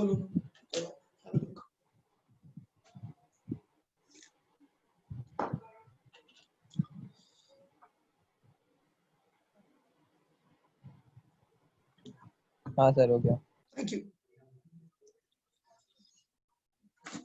किस टाइप की ग्राफ पॉसिबल नहीं? इस टाइप की ग्राफ ये पॉसिबल नहीं है। क्यों पॉसिबल नहीं है? क्योंकि time can never go negative, है ना। once the time is gone, वो टाइम वापस नहीं आएगा, राइट। इस कर्व को अगर आपको ड्रॉ करना है करेक्टली, तो अगर ऐसा कोई मोशन दिख भी रहा है तो टाइम नेगेटिव नहीं हो सकता। आप वेलोसिटी वापस जीरो पे लेके आना चाहते हो तो आप इसको कर्व को आगे लेके जाओ, टाइम आगे जाएगा, दैट विल शो यू कि आपकी वेलोसिटी जो है वो घटती जा रही है, लेकिन टाइम कभी नेगेटिव नहीं हो सकता। तो ध्यान एक ही रखना है, कभी आपसे कोई क्वेश्चन पूछ ले कि किस तरह की कर्व्स पॉसिबल नहीं है, जहां टाइम नेगेटिव हो रहा है वो पॉसिबल नहीं है। ठीक है, तो this is not possible.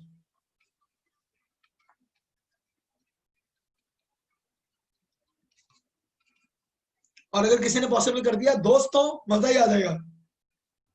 Nobel prize तो बाद में लेंगे हम, पहले हम भाई टाइम ट्रेवल करेंगे, ओह मजा ही आ जाएगा, है ना। फिर हम लोग आगे जाके पेपर देख लेंगे और फिर वापस आ जाएंगे टाइम ट्रेवल करके, फिर हम लोग को पता होगा कौन सा पेपर आने वाला है, हम वही क्वेश्चन सॉल्व कर लेंगे या करवा लेंगे और जाके पेपर दे देंगे, एंड हम तो टॉपर दोस्तों। ओके ठीक है, तो ऐसा नहीं होता है ना, time can not like go back. Okay, तो ये वाला पार्ट में टिल फ्रॉम हियर, मतलब यहाँ तक हम समझ गए हैं। अब इसके बाद हम लोग नया चीज जो आज पढ़ने वाले हैं वो रहेगा रिलेटिव मोशन। चलिए अभी हम सिर्फ वन डायमेंशन में रिलेटिव मोशन करने वाले हैं, तो रिलेटिव नए पन्ने से शुरू करेंगे, नई कहानी। ठीक है, तो रिलेटिव मोशन,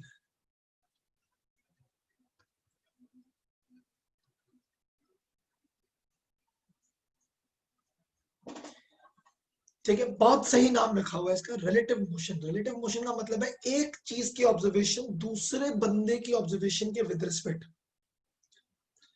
क्या मतलब है इसका, समझाएंगे हम अभी आपको। मान लीजिए ऐसे कोई लेट्स से ये कोई ट्रैक रख लेते हैं। ठीक है, इस ट्रैक में एक आदमी भाग रहा है, ये कैसे भाग रहा है, चल चलेगा, दूसरा नीचे आना चाहिए था। इतना तो देखो, मेरा आर्ट ऐसे खराब हो जाए तो मजा नहीं आएगा ना फिर, है ना। यू नो इट नाउ, है ना। इसने आगे रखा पैर, ओह क्या भाग रहा है दोस्तों। ठीक है, ये आगे की तरफ भाग रहा है, let's say with the speed of, a person is running at a speed of 10 metre per second, खतरनाक स्पीड। ठीक है, तो बी पर्सन, लोग कुछ लिख रहे हैं, पता नहीं क्या लिख रहे हैं, रिलेटिव बहुत इंटरेस्टिंग है, ओ थैंक यू। दूसरा भी आता गया तो मैं भी पकड़ेगा, देखो रुक रे, ये कैसा भागा है, बड़ा ही पागल सा भागा, ये क्या लेट ही गया भाई तो। ओ यार तो कलर नहीं लगोगे, वाह इसको भी भगा रहे हैं, बेचारे की टांग टूट गई है पर ठीक है चलेगा, भागने दो, ठीक है। तो ये आगे भाग रहा है, इस बंदे की स्पीड है 8 meter per second.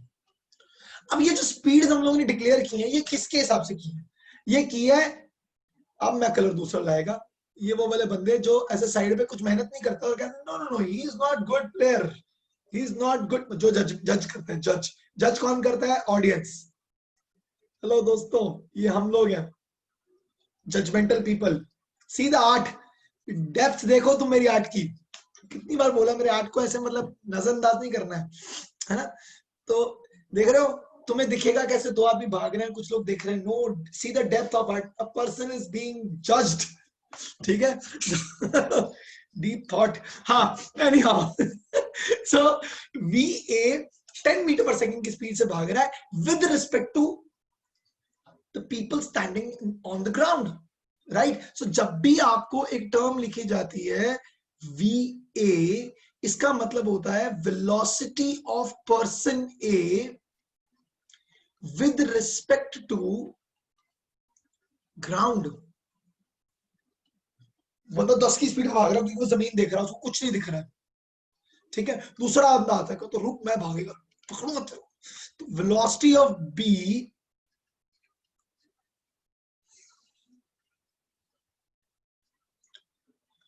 With respect to ground, दोनों जमीन के हिसाब से लो, जजमेंटल पीपल के हिसाब से, ठीक है। अब तुम इस चीज को जरा उल्टा सोचो, जब बंदा B A को देखेगा तो उसको सिर्फ, उसको कुछ नहीं दिख रहा है, उसको ये दिख रहा है कि मेरे को इस बंदे से जीतना है, तो वो क्या जज करेगा कि वो मुझसे कितना तेज भाग रहा है, रिलेटिव, ठीक है। इसका मतलब होता है, रिलेटिव का मतलब होता है velocity of A with respect to B। इसका मतलब हुआ, वो क्या देखेगा कि भैया A बंदे की स्पीड ग्राउंड से कितनी होगी, मेरी स्पीड ग्राउंड से कितनी होगी, उन दोनों को अगर हम लोग माइनस कर दें, प्लीज ध्यान रखिएगा, this relative motion can only be applied in on vector quantities. तो रेड से हम लोग नोट डाल देते हैं,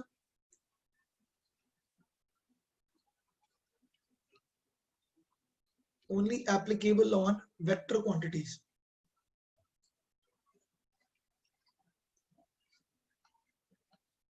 ठीक है। तो VA माइनस VB ऐसा आ जाएगा। अब देखो ये आदमी 10 से आगे पॉजिटिव डायरेक्शन में भाग रहा है, ये भी 8 से उसके पीछे भाग रहा है, तो हम लोग क्या बोलेंगे, हम लोग बोलेंगे 10 माइनस 8। तो velocity, relative velocity, relative term use कर लो, velocity of A with respect to B बोल दो, तो आप क्या बोलोगे कि A की स्पीड B की स्पीड के हिसाब से, सेकंड वाले के हिसाब से, तो B इज ऑब्जर्विंग A, तो A की स्पीड B के हिसाब से कितनी तेज है, 2 metre per second.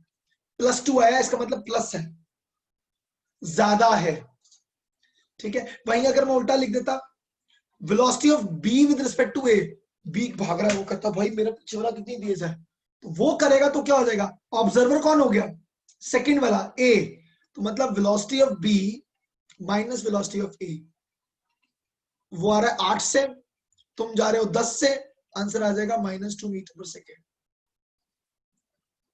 Relative term use करो, या तुम इसको BA या AB लिख दो, मैग्नीट्यूड वाइज सेम है, प्लस या माइनस डिक्लेयर करता है डायरेक्शन, ठीक है। माइनस मतलब वो 2 मीटर पर सेकेंड कम है और ये 2 मीटर पर सेकेंड ज्यादा है, ठीक है। मैं इसको बहुत कॉमनली बात बताता हूँ कि तुम कभी भी अपने आप से खुद ग्राउंड से कंपेयर नहीं करते ना, रिलेटिव बहुत सही नाम दिया है, ठीक है, ये अपने रिलेटिव्स ही हैं, कभी एक दूसरे के साथ कंपेयर ही करते हैं, और वो A के देखो 20 नंबर ज्यादा आए हैं, आपका लड़का पीछे रह गया, वो वाला फैक्टर है, ठीक है, या है ना। तो ये रिलेटिव बहुत सही नाम दिया भाई, ठीक है। तो हमेशा कंपैरिजन होगा, ग्राउंड से कोई नहीं देखेगा, ना ना ना ना, तुमने अच्छा किया तुम्हें कोई नहीं बोलेगा गुड, ना ना ना, क्या गुड, उसके 2% ज्यादा नंबर है, ठीक है। तो वो वाला फैक्टर, इसलिए रिलेटिव लगाया, इसका बहुत सही नाम दिया, मेरे को बहुत पसंद है नाम, एप्ट नाम है एकदम। हाँ जी, -2 का मतलब है बच्चा वो तुमसे 2 मीटर पर सेकंड की कम स्पीड से भाग रहा है, माइनस का मतलब वो डायरेक्शन नहीं डिक्लेयर कर रहा हूं मैं, ठीक है। रिलेटिवली स्पीड देखोगे तो वो तुम्हें 2 मीटर पर सेकंड की स्पीड कम करनी पड़ेगी टू मैच इट। भाई क्या दोस्त ऐसे वाला बना है ना, वो करने के लिए तुम्हें करना पड़ेगा। Anyhow let's move ahead. समझ आया क्या होता है रिलेटिव?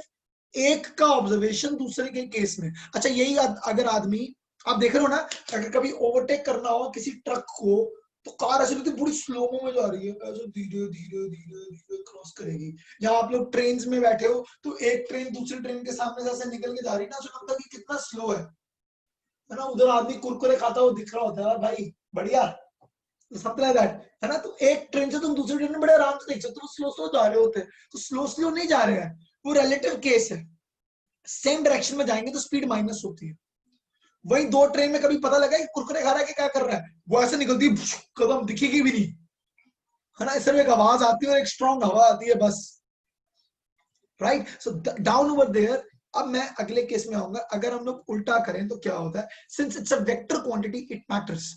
इसका मतलब एक आदमी इस तरफ भाग रहा है with a speed of 10 metre per second, similarly एक आदमी इधर भाग रहा है उल्टा,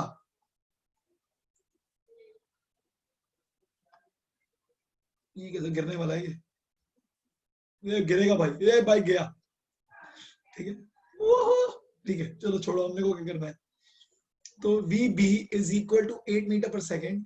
तो देखो एक पॉजिटिव डायरेक्शन में जा रहा है, एक नेगेटिव डायरेक्शन में जा रहा है। So velocity of A with respect to B, B कहेगा भाई A मुझे किसे अप्रोच कर रहा है, वो कहेगा 18 मीटर पर सेकेंड से, क्योंकि तुम अपने हिसाब से हमेशा रेस्ट में रहते हो। मैं हमेशा एक एग्जांपल देता हूँ, बचपन में जब छोटे बहुत ज्यादा छोटे थे तो मैं गाड़ी में, बस में या ट्रेन में, प्लेन में, कहीं पर भी तुम्हें ट्रैवल करवाया, तुम्हारे पेरेंट्स ऑब्वियसली करवाया ही होगा। जब हम लोग बहुत छोटे होते थे ना तो हमें ऐसा लगता था कि हम तो बैठ गए हैं तो पेड़ चलना शुरू हो जाते हैं, है ना। बहुत छोटे होते थे, ऐसे लगता है पेड़ चल रहे हैं, पेड़ थोड़ा चल रहे हैं हम। इसका मतलब है हमें क्यों लगता है कि हम रुके हुए हैं, क्योंकि हमारे आसपास तो सारे रुके हुए हैं। It always feels like this, है ना, कि पेड़ चल रहे हो। ऐसे गाड़ी चलेगी तो गाड़ी थोड़ा चलेगी, गाड़ी में ही रहेगी, पेड़ आगे पीछे होंगे। तो वहां पे पर्सपेक्टिव क्या है? वो पर्सपेक्टिव यही है कि जिस पर्सपेक्टिव से तुम देखते हो, तुम्हारी क्या स्पीड है, इट डजंट मैटर। वो क्या मैटर करता है कि दूसरे वाला, तुम अपने हिसाब से हमेशा रेस्ट में रहोगे, तुम दूसरे को एडिशनल स्पीड दे देते हो या उससे ले लेते हो, जो भी माइनस प्लस माइनस जो करना है वो तुम्हें रिलेटिव केस में कर सकते हो। मैं I am giving you this, see VA minus VB लिखेंगे ना, तो VA is approaching on positive direction, 10 आ रहा है, माइनस इसकी डायरेक्शन ऑपोजिट है, इसलिए -8 लिखूंगा। The answer comes up as 18, and this is the reason why the other train looks to be super fast. It is not super fast. It might be the same speed with which both of you are crossing each other. Train A के हिसाब से लगेगा train B बहुत तेज है, train B के को लगेगा train A बहुत तेज है। एक्चुअल में क्योंकि तुम ऑपोजिट डायरेक्शन में जा रहे हो तो चीजें बहुत तेजी से दिखती हैं क्रॉस होती हुई।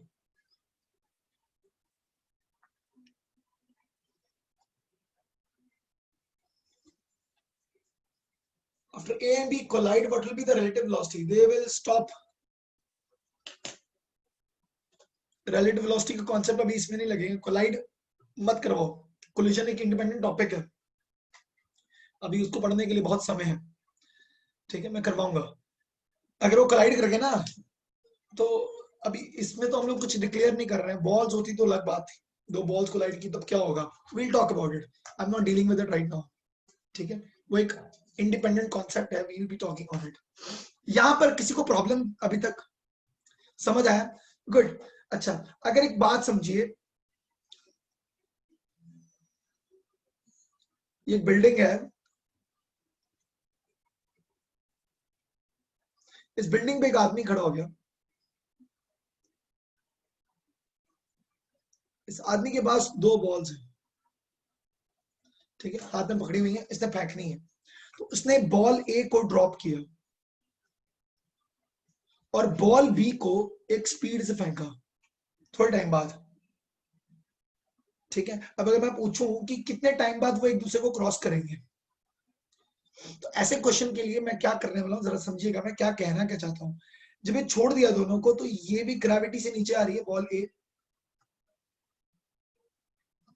बॉल B भी नीचे आ रही है, इसकी एक्सेलरेशन कितनी है? 9.8 minus 9.8 metre per second square, मेरे साइन कन्वेंशन यूज करें तो।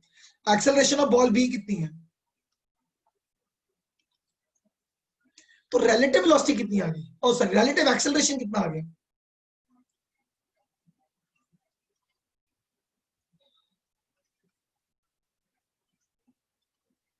-9.8 माइनस और -9.8, आंसर इज 0। तो रिलेटिव एक्सेलरेशन कितनी आ गई? 0। दैट इंप्लाइज अगर कोई ऑब्जेक्ट फ्री फॉल मूव कर रहा होता है, या एक्चुअली फ्री फॉल नहीं बोलूंगा, मोशन अंडर ग्रेविटी चल रहा होता है, सो अंडर ग्रेविटी दो ऑब्जेक्ट्स आपस में एक लीनियर ग्राफ बनाते हैं।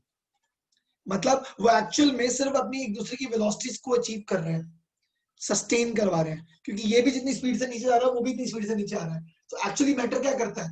एक को जिसको इनिशियल स्पीड दी थी। प्लीज समझिए, जब तक वो ग्रेविटी के इन्फ्लुएंस में है तब तक वो उन दोनों के बीच में रिलेटिव एक्सेलरेशन 0 है। समझ आया बात? मतलब ऐसे भी एक क्वेश्चन मुझे ऐसे क्लिक हुआ है बाय चांस, मैं आपको एक I will turn the page, don't worry, मैं भी एक चीज समझा रहा हूं। एक क्वेश्चन मुझे से याद आया, वो क्वेश्चन था कि अगर बॉल ए को मैंने ड्रॉप किया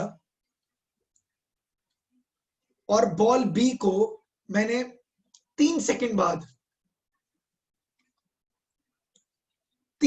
बाद इसको एक particular speed, let's say -20 metre पर सेकंड की स्पीड से नीचे ड्रॉप कर दिया, फेंका, थ्रो किया, तो उस सिनेरियो में कर्व कैसा दिखेगा? इन दोनों के बीच का रिलेटिव कर्व कैसा दिखेगा? ये देखो, समझना जरा ढंग से। अगर पोजीशन टाइम ग्राफ के हिसाब से देखें, मान लीजिए बिल्डिंग की हाइट बहुत ज्यादा है, क्योंकि 3 सेकंड है ना, 3 सेकंड तो हवा में ही है वो, ठीक है। तो इसका मतलब क्या हुआ? इससे केस में ग्राफ कैसा बनेगा? पोजीशन टाइम ग्राफ अगर हम लोग बनाए, या वेलोसिटी टाइम ग्राफ बनाए, कुछ भी बनाना चाहते हो आप बना लो, कोई दिक्कत नहीं है, ठीक है। वेलोसिटी बनाओ ज्यादा अच्छा रहेगा, वेलोसिटी बना देता हूँ।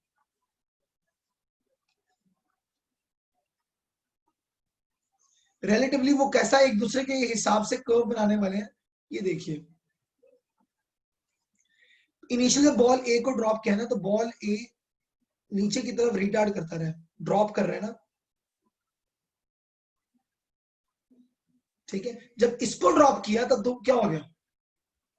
कांस्टेंट वेलोसिटी डिफरेंस रह गया, क्योंकि एक्सेलरेशन नहीं रहा, ठीक है। तो 20 के हिसाब से वो कांस्टेंटली मूव करना शुरू कर दिया उसने, ठीक है। यहाँ पर मैं आप ऑब्वियसली नंबर्स ऐसे absurd लिए हैं, मैं सिर्फ आपको समझाने की कोशिश कर रहा हूँ कि एग्जैक्टली हो क्या रहा है। तो आपने जब उसको ड्रॉप किया, मेरी बात सिर्फ समझ लीजिए, जब आपने उसको ड्रॉप किया तो वो एक्सेलरेशन से नीचे जा रहा है, ड्रॉप हो रहा है, ठीक है। जब लेकिन सॉरी मेरे से यहाँ पे गलती हुई है, ये ड्रॉप कर रहा है तो ये नीचे आएगा ना, आई एम सॉरी, इसको करेक्ट कर लेता हूँ। आप बात को समझिए, इसको ड्रॉप किया ऐसा आ गया, ठीक है। अभी नीचे कर्व जाता जा रहा है, 3 सेकंड बाद, एक्चुअली 3 सेकंड में कितनी स्पीड होगी उसकी वो आप निकाल सकते हैं। 3 सेकंड्स बाद स्पीड कितनी होगी? v is equal to u plus at। तो v तो हम लोग को निकालना है, u कितना है? 0 माइनस 10 इंटू 3 मतलब कितना आ गया? -30 मीटर पर सेकेंड। तो जब दूसरी बॉल को ड्रॉप किया गया, ये ए बॉल का जर्नी चलता जा रहा था, जब बी बॉल को ड्रॉप किया तो वो -20 से फेंका गया था, ठीक है। उसके बाद दोनों ग्रेविटी से नीचे तो जा ही रहे हैं, लेकिन रिलेटिव एक्सेलरेशन कितनी हो गई? 0। तो वो कॉन्स्टेंटली कितनी स्पीड में मूव करने लग गए? -10, -20, -30, रिलेटिवली वो सेपरेटेड कितने पे रह गए? -10। इसका मतलब the curve will go like this, -10। और उसके बाद जैसे ही एक बॉल नीचे हिट करके तो दूसरी बॉल आगे की तरफ चलते हुए एक पर्टिकुलर स्पीड में जाके मिलेगी। So this is the relative graph between the two. So please don't confuse. Even if you haven't understand, no problem. कोई दिक्कत नहीं है, आप प्रैक्टिस करेंगे क्वेश्चंस को, आपको एक समझ आएगा कि क्या चल रहा है। मैं यहाँ से जो इस पूरे कंक्लूजन से जो चीजें समझाना चाहता हूँ वो ये है कि आपने क्वेश्चंस या आपने काइनेमेटिकल इक्वेशंस पढ़ी हुई हैं, v is equal to u plus at। मैं आपको सिर्फ एक इसको थोड़ा मॉडिफाई करके दे रहा हूँ, आप इसको चाहें तो ऐसे भी लिख सकते हैं।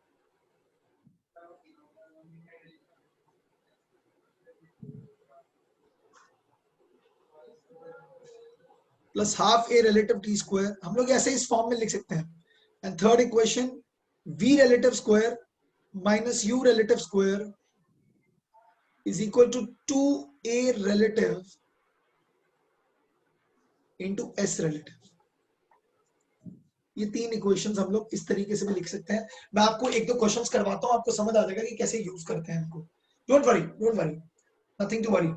सर ये आपने ग्राफ कैसे चेंज किया? वो ग्राफ मतलब अच्छा मैं दोबारा -10 बोल कैसे रहा हूँ. हुआ? बॉल ए जब जा रही थी, बॉल ए चल रही है, बी को हाथ में रखा हुआ है, बॉल ए 2 सेकंड में हो गई हवा में, चल रही है, उसकी स्पीड कितनी होगी 20, फिर -30.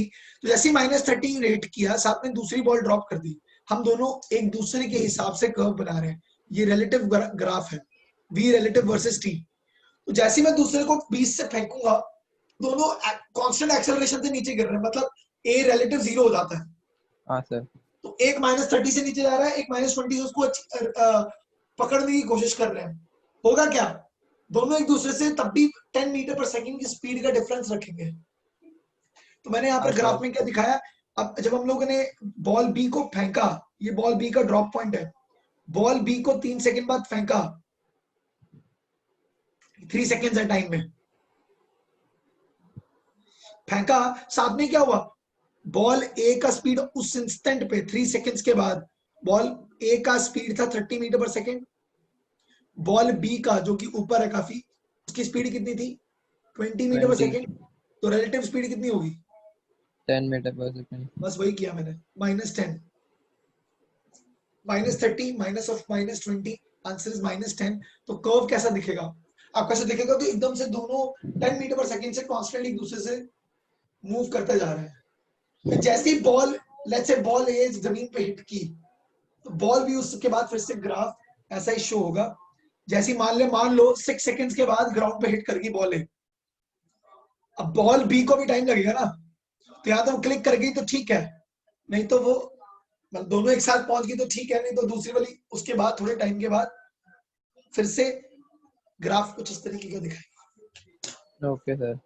Understand this? ठीक है, 1 सेकंड और लगेगा इसमें, क्योंकि 10 का फर्क था. 7 सेकंड के बाद वो हिट कर ही जाएगी. That will be the relative velocity, relative versus time graph है. प्लीज ध्यान रखिएगा, डोंट वरी.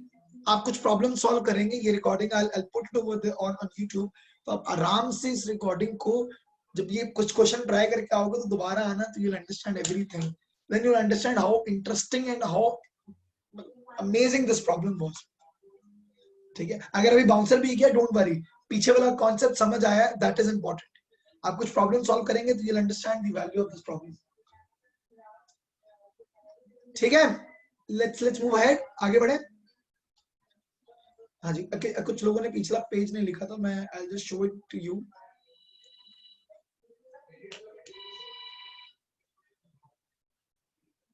ओके, जी बिल्कुल. संजय, मैं अभी रिलेटिव जो रेन मैन प्रॉब्लम और रिवर मैन प्रॉब्लम है वो मैं नेक्स्ट लेक्चर में कराऊंगा.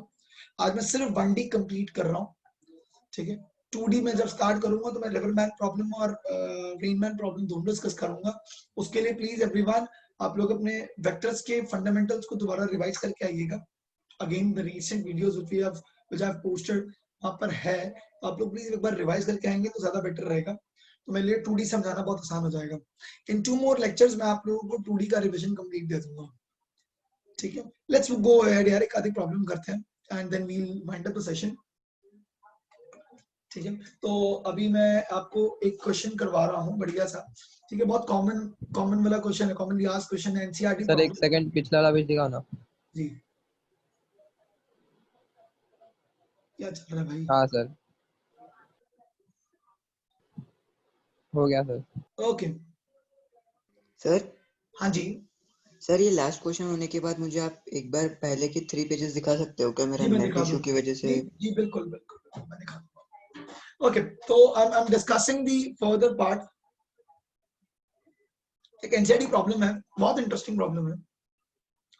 वो कहता है एक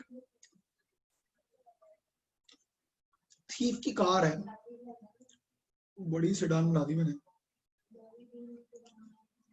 ओ नहीं यार, मजेदार. ओ भाई सुपर कार बना दी मैंने यार. टायर छोटे हो गए लेकिन कोई बात नहीं, वो बड़े कर सकते हैं. हाँ सर। नहीं नहीं नहीं नहीं यार, बहुत ही बढ़िया है तो, है ना। तो गाड़ी आगे की तरफ मूव कर रही है दोस्तों 192 किलोमीटर पर आवर पे, ठीक है, और पीछे आ रही है जीप पुलिस की। तो गाड़ी एकदम मतलब मस्त स्पीड पे चल रही है, और ये जीप ऊपर आने वाली।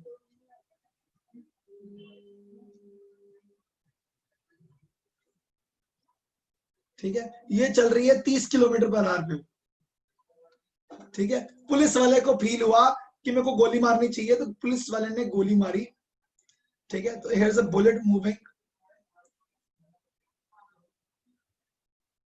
so that's a bullet coming,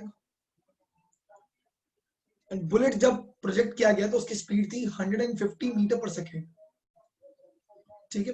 तो फाइंड थीफ, चोर चोर चोर चोर, ओके, फाइंड, फील आ गया मेरे को, find the speed, find the speed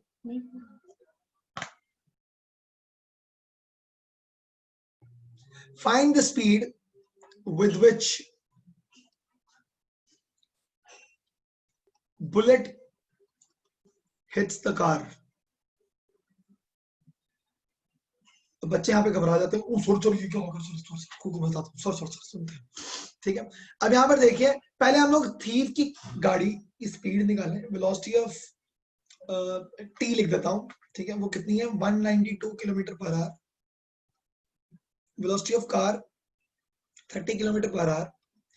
velocity of thief's car with respect to the car of police कितना है बच्चा, 192 minus 30 कितना आ गया, 162 किलोमीटर पर आवर।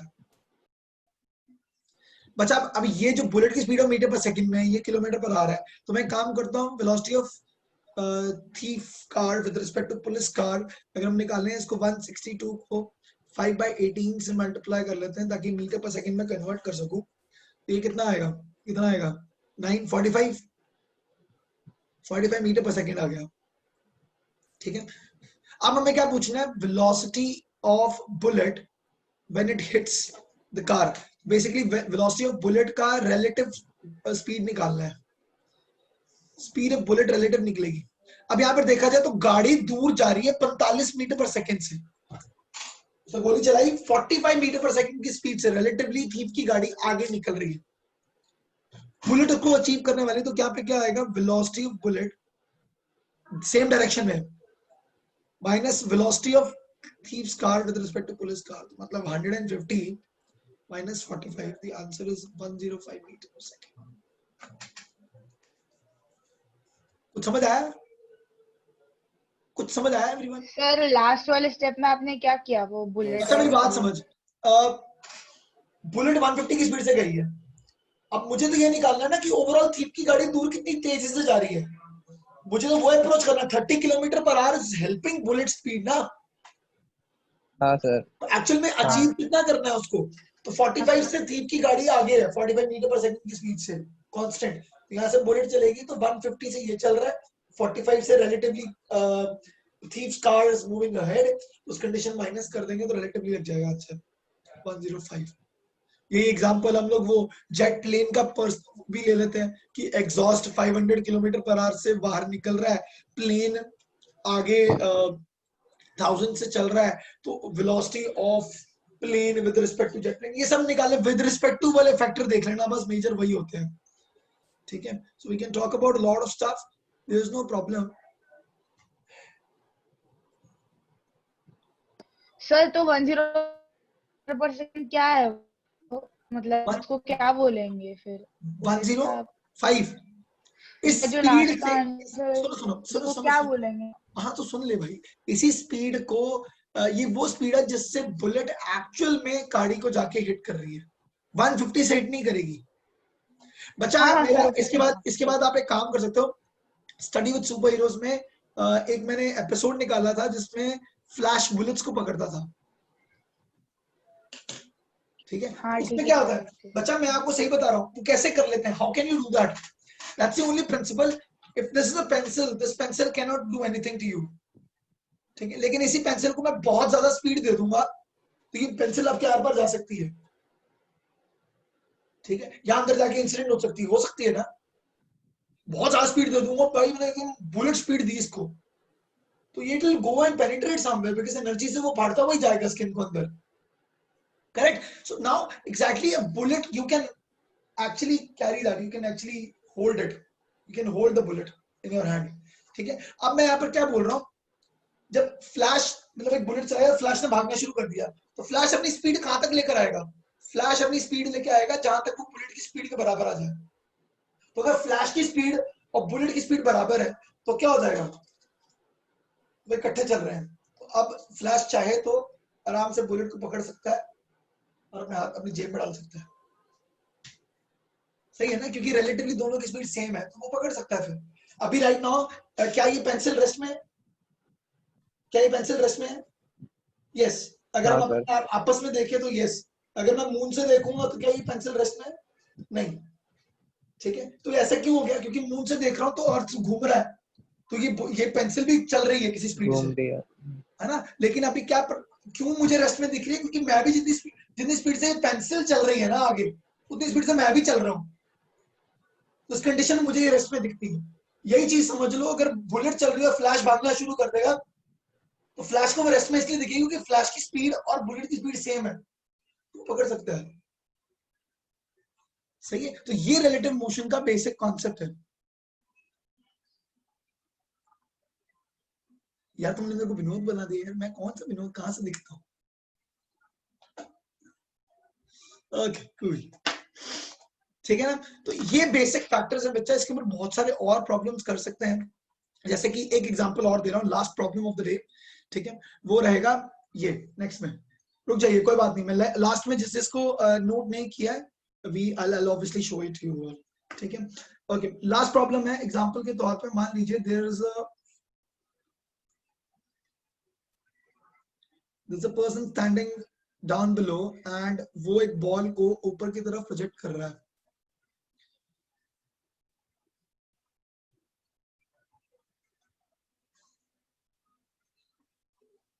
यहां से बॉल ऊपर फेंकूंगा मैं, ठीक है। तो बॉल की स्पीड ले लेते हैं 40 मीटर पर सेकेंड, ठीक है। Now here is a building, ये बिल्डिंग की हाइट हम मान लेते हैं, let's say the building height is 120 meters, ठीक है। Now there is a person standing over here, और ये बॉल को ड्रॉप करने वाला है। जब वो बॉल को ड्रॉप करेगा तो इसका इनिशियल स्पीड कितना, 0 मीटर पर सेकेंड। अब मैं आपसे पूछता हूं, find the height from ground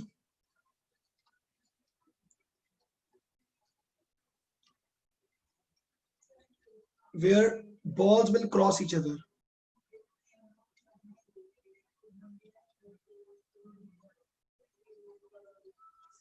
Also find the time.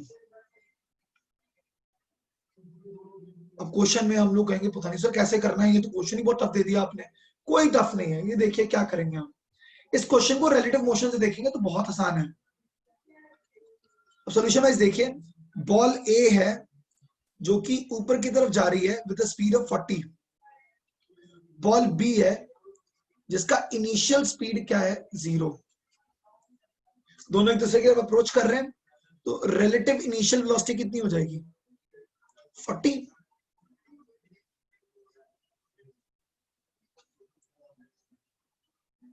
ठीक है। अब ये आ गया, अब यहां पर रिलेटिव एक्सेलरेशन निकालो जरा please. Once it has been thrown, both are moving under gravity, both having their acceleration downwards with the same magnitude, that implies relative acceleration कितना आ जाएगा, cool। अब मुझे क्या निकालना है, मुझे वो relative displacement निकालना है जो इन दोनों बॉल्स के बीच में है। इनिशियल डिस्प्लेसमेंट कितना था दोनों के बीच में, जितना बिल्डिंग का हाइट है,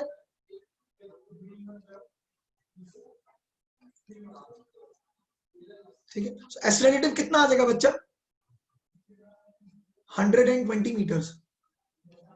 Guys, see this, S is equal to ut plus half at square, S कितना है, रिलेटिव लगा दो बस। See this is so beautiful. S कितना है 120, 120 यू कितना है 40, टी कितना है पता नहीं, प्लस 0, तो टी कितना आ गया, आंसर आ गया। 3 सेकंड बाद दोनों बॉल एक दूसरे को क्रॉस करेंगी, एक लाइन में आंसर आ गया। तो इट इज सो सिंपल। नहीं तो मुझे क्या करना पड़ता, मुझे एक डिस्टेंस निकालना पड़ता। अब देखो अगर इसको कन्वेंशनल मेथड से भी मैं करके दिखाऊंगा आपको, एक बार यहाँ पे पहले आंसर निकाल लेते हैं, फिर कन्वेंशनल मेथड से भी करके देखते हैं, ठीक है। अच्छा ये आ गया ना, अब इतने टाइम में मैं निकाल सकता हूँ ना कि कितना डिस्टेंस ट्रेवल किया होगा। तो अब सिर्फ इंडिविजुअल ले लो, displacement of A is equal to velocity of A into time plus half A T square. अब सिर्फ ए को देख रहे हैं, डिस्प्लेसमेंट ऑफ ए मतलब ग्राउंड से कितनी हाइट तक बॉल गई है, कितने टाइम में, 3 सेकंड में। तो यूए कितना था 40, टाइम कितना हो गया 3 plus half into -10 gravity into 3 का स्क्वायर, कितना हो जाएगा 120। इसको कैंसिल करो, कितना आ जाएगा 5 माइनस 5 इंटू 9 45। सो 120 माइनस 45 कितना आंसर आ गया 75 So 75 meters from the ground, the two balls will cross each other. So this is how we can solve the problem in just minutes, actually seconds. ठीक है, अब जितनों को समझ नहीं आया मैं दोबारा बोल रहा हूँ, प्लीज सुन लीजिए। सिंस एक बॉल ऊपर फेंकी गई है, एक बॉल नीचे की तरफ ड्रॉप की गई है, अगर ये कुछ स्पीड एक्स्ट्रा देता तो वो दोनों स्पीड एक दूसरे के साथ ऐड हो जाती। मान लो मैं कहता हूँ ड्रॉप नहीं करता, वो 10 से फेंकता, तो 10 से नीचे आ रहा है, 40 से ऊपर जा रहा है, क्रॉसिंग ईच अदर ऐड हो जाएगा, ऑपोजिट डायरेक्शन है ना, तो ऐड हो जाता है, 50 हो जाता, 60 हो जाता, जो भी आप ऊपर से ड्रॉप कर रहे हैं उसके अकॉर्डिंगली देखते हैं। ठीक है, अब क्या किया, यू रिलेटिव निकाल दिया। ए रिलेटिव तो ऑब्वियसली 0 है क्योंकि ये भी ग्रेविटी के अंडर इन्फ्लुएंस है, ये भी ग्रेविटी का इन्फ्लुएंस है, दोनों की ग्रेविटी नीचे की तरफ लग रही है, सेम मैग्नीट्यूड, तो ए रिलेटिव 0 हो गया। डिस्प्लेसमेंट रिलेटिव क्या होता है, दोनों के बीच में सेपरेशन डिस्टेंस कितना है, ये रहा। ठीक है, तो इसके सिनेरियो में हम लोग क्या कर देंगे, डायरेक्टली फॉर्मूला लगाएंगे, we will find the answer. Once the answer has been found, मुझे दूसरा बोला गया ग्राउंड से कितनी हाइट पे वो क्रॉस करेंगी, तो मैंने नॉर्मली सिर्फ बॉल ए का रिलेशन निकाल दिया, जो कि नॉर्मली अप्लाई करना था with the particular sign convention. Ball A को ऊपर फेंका गया तो प्लस 40 है, टाइम कितना लिया है 3 सेकंड, क्योंकि हम निकाल चुके हैं, 3 सेकंड में हाइट निकालनी है, प्लस हाफ ए रिलेटिव कितना है -10, क्योंकि ग्रेविटी -10 लग रही है नीचे की तरफ। ठीक है, टाइम कितना लग गया 3 का स्क्वायर किया, आंसर आ गया 75 मीटर्स, राइट। इसको कन्वेंशनल मेथड से करें तो कैसे करेंगे, ठीक, इसको कन्वेंशनल मेथड से करें तो कैसे करेंगे, लेट्स सी। एक minute, I will give you a minute, आप लोग देख लीजिए, पहले हैव अ लुक, कहीं दिक्कत आ रही है तो मुझे बताइए, नहीं तो हम लोग आगे बढ़ते हैं। ठीक है, कनेक्शन से करता हूँ, नोट कर लीजिएगा, कोई दिक्कत नहीं है, I will show it you again. ठीक है, कोई दिक्कत नहीं है, लेट्स सी। कन्वेंशनली करना होता तो मैं कैसे करता, ये देखिए, इसका हाइट कितना था 120। तो अब मैं जानता हूं कि अगर एक बॉल को ऊपर की तरफ फेंका जा रहा है,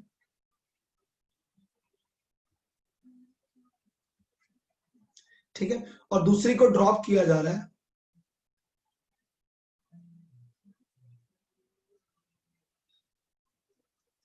ठीक है, इसका यूबी 0 है, इसका यूए 40 है, तो अब आप जानते हैं होगा क्या, कहीं एक्स पोजीशन पे ही मिलेंगे। तो हम लोग क्या करते हैं, हम लोग कहते हैं कि ठीक है, इस बंदे ने एक्स साइड पकड़ी, ये कितना ट्रैवल करेगा 120 माइनस एक्स, सही है। तो ये आता सेम टाइम में they will cross each other. तो हम लोग फिर क्या करते हैं, देखो इस क्वेश्चन को सॉल्व कैसे करते हैं, फिर अगर पिछले वाला मेथड यूज ना करते, तो बॉल को ऊपर फेंको, एक्स डिस्टेंस ट्रैवल करने में कितना टाइम लगा है मैं निकालूंगा, तो मैं क्या कर दूंगा, x is equal to 40t minus half into 10 into T square, सही है। उतने टाइम में ये बॉल भी ट्रैवल करती,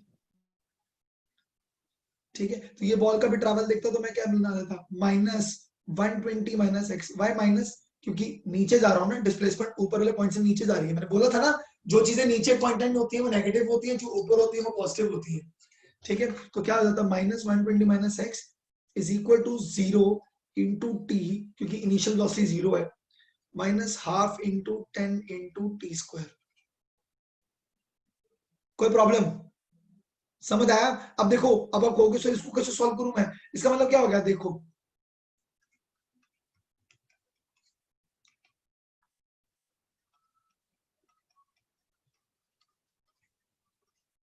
तो हाफ इंटू 10⁻t² को मैं 120 माइनस एक्स से रिप्लेस कर सकता हूँ। तो मेरे पास क्या आ गया, x is equal to 40t minus 120 minus X. करो सॉर्ट। मैंने थोड़ा ज्यादा लंबा मेथड पकड़ लिया, कोई बात नहीं। x और x कैंसिल हो गया, 40t क्या आ गया 120, तो t का वैल्यू कितना आ गया 3 सेकेंड्स। एक बार 3 सेकेंड्स आ गया तो इस वैल्यू को पुट करके मैं x निकाल सकता हूँ, सेम आंसर आएगा। देख लो आप, x is equal to 40 into 3 minus 5 into 3 square.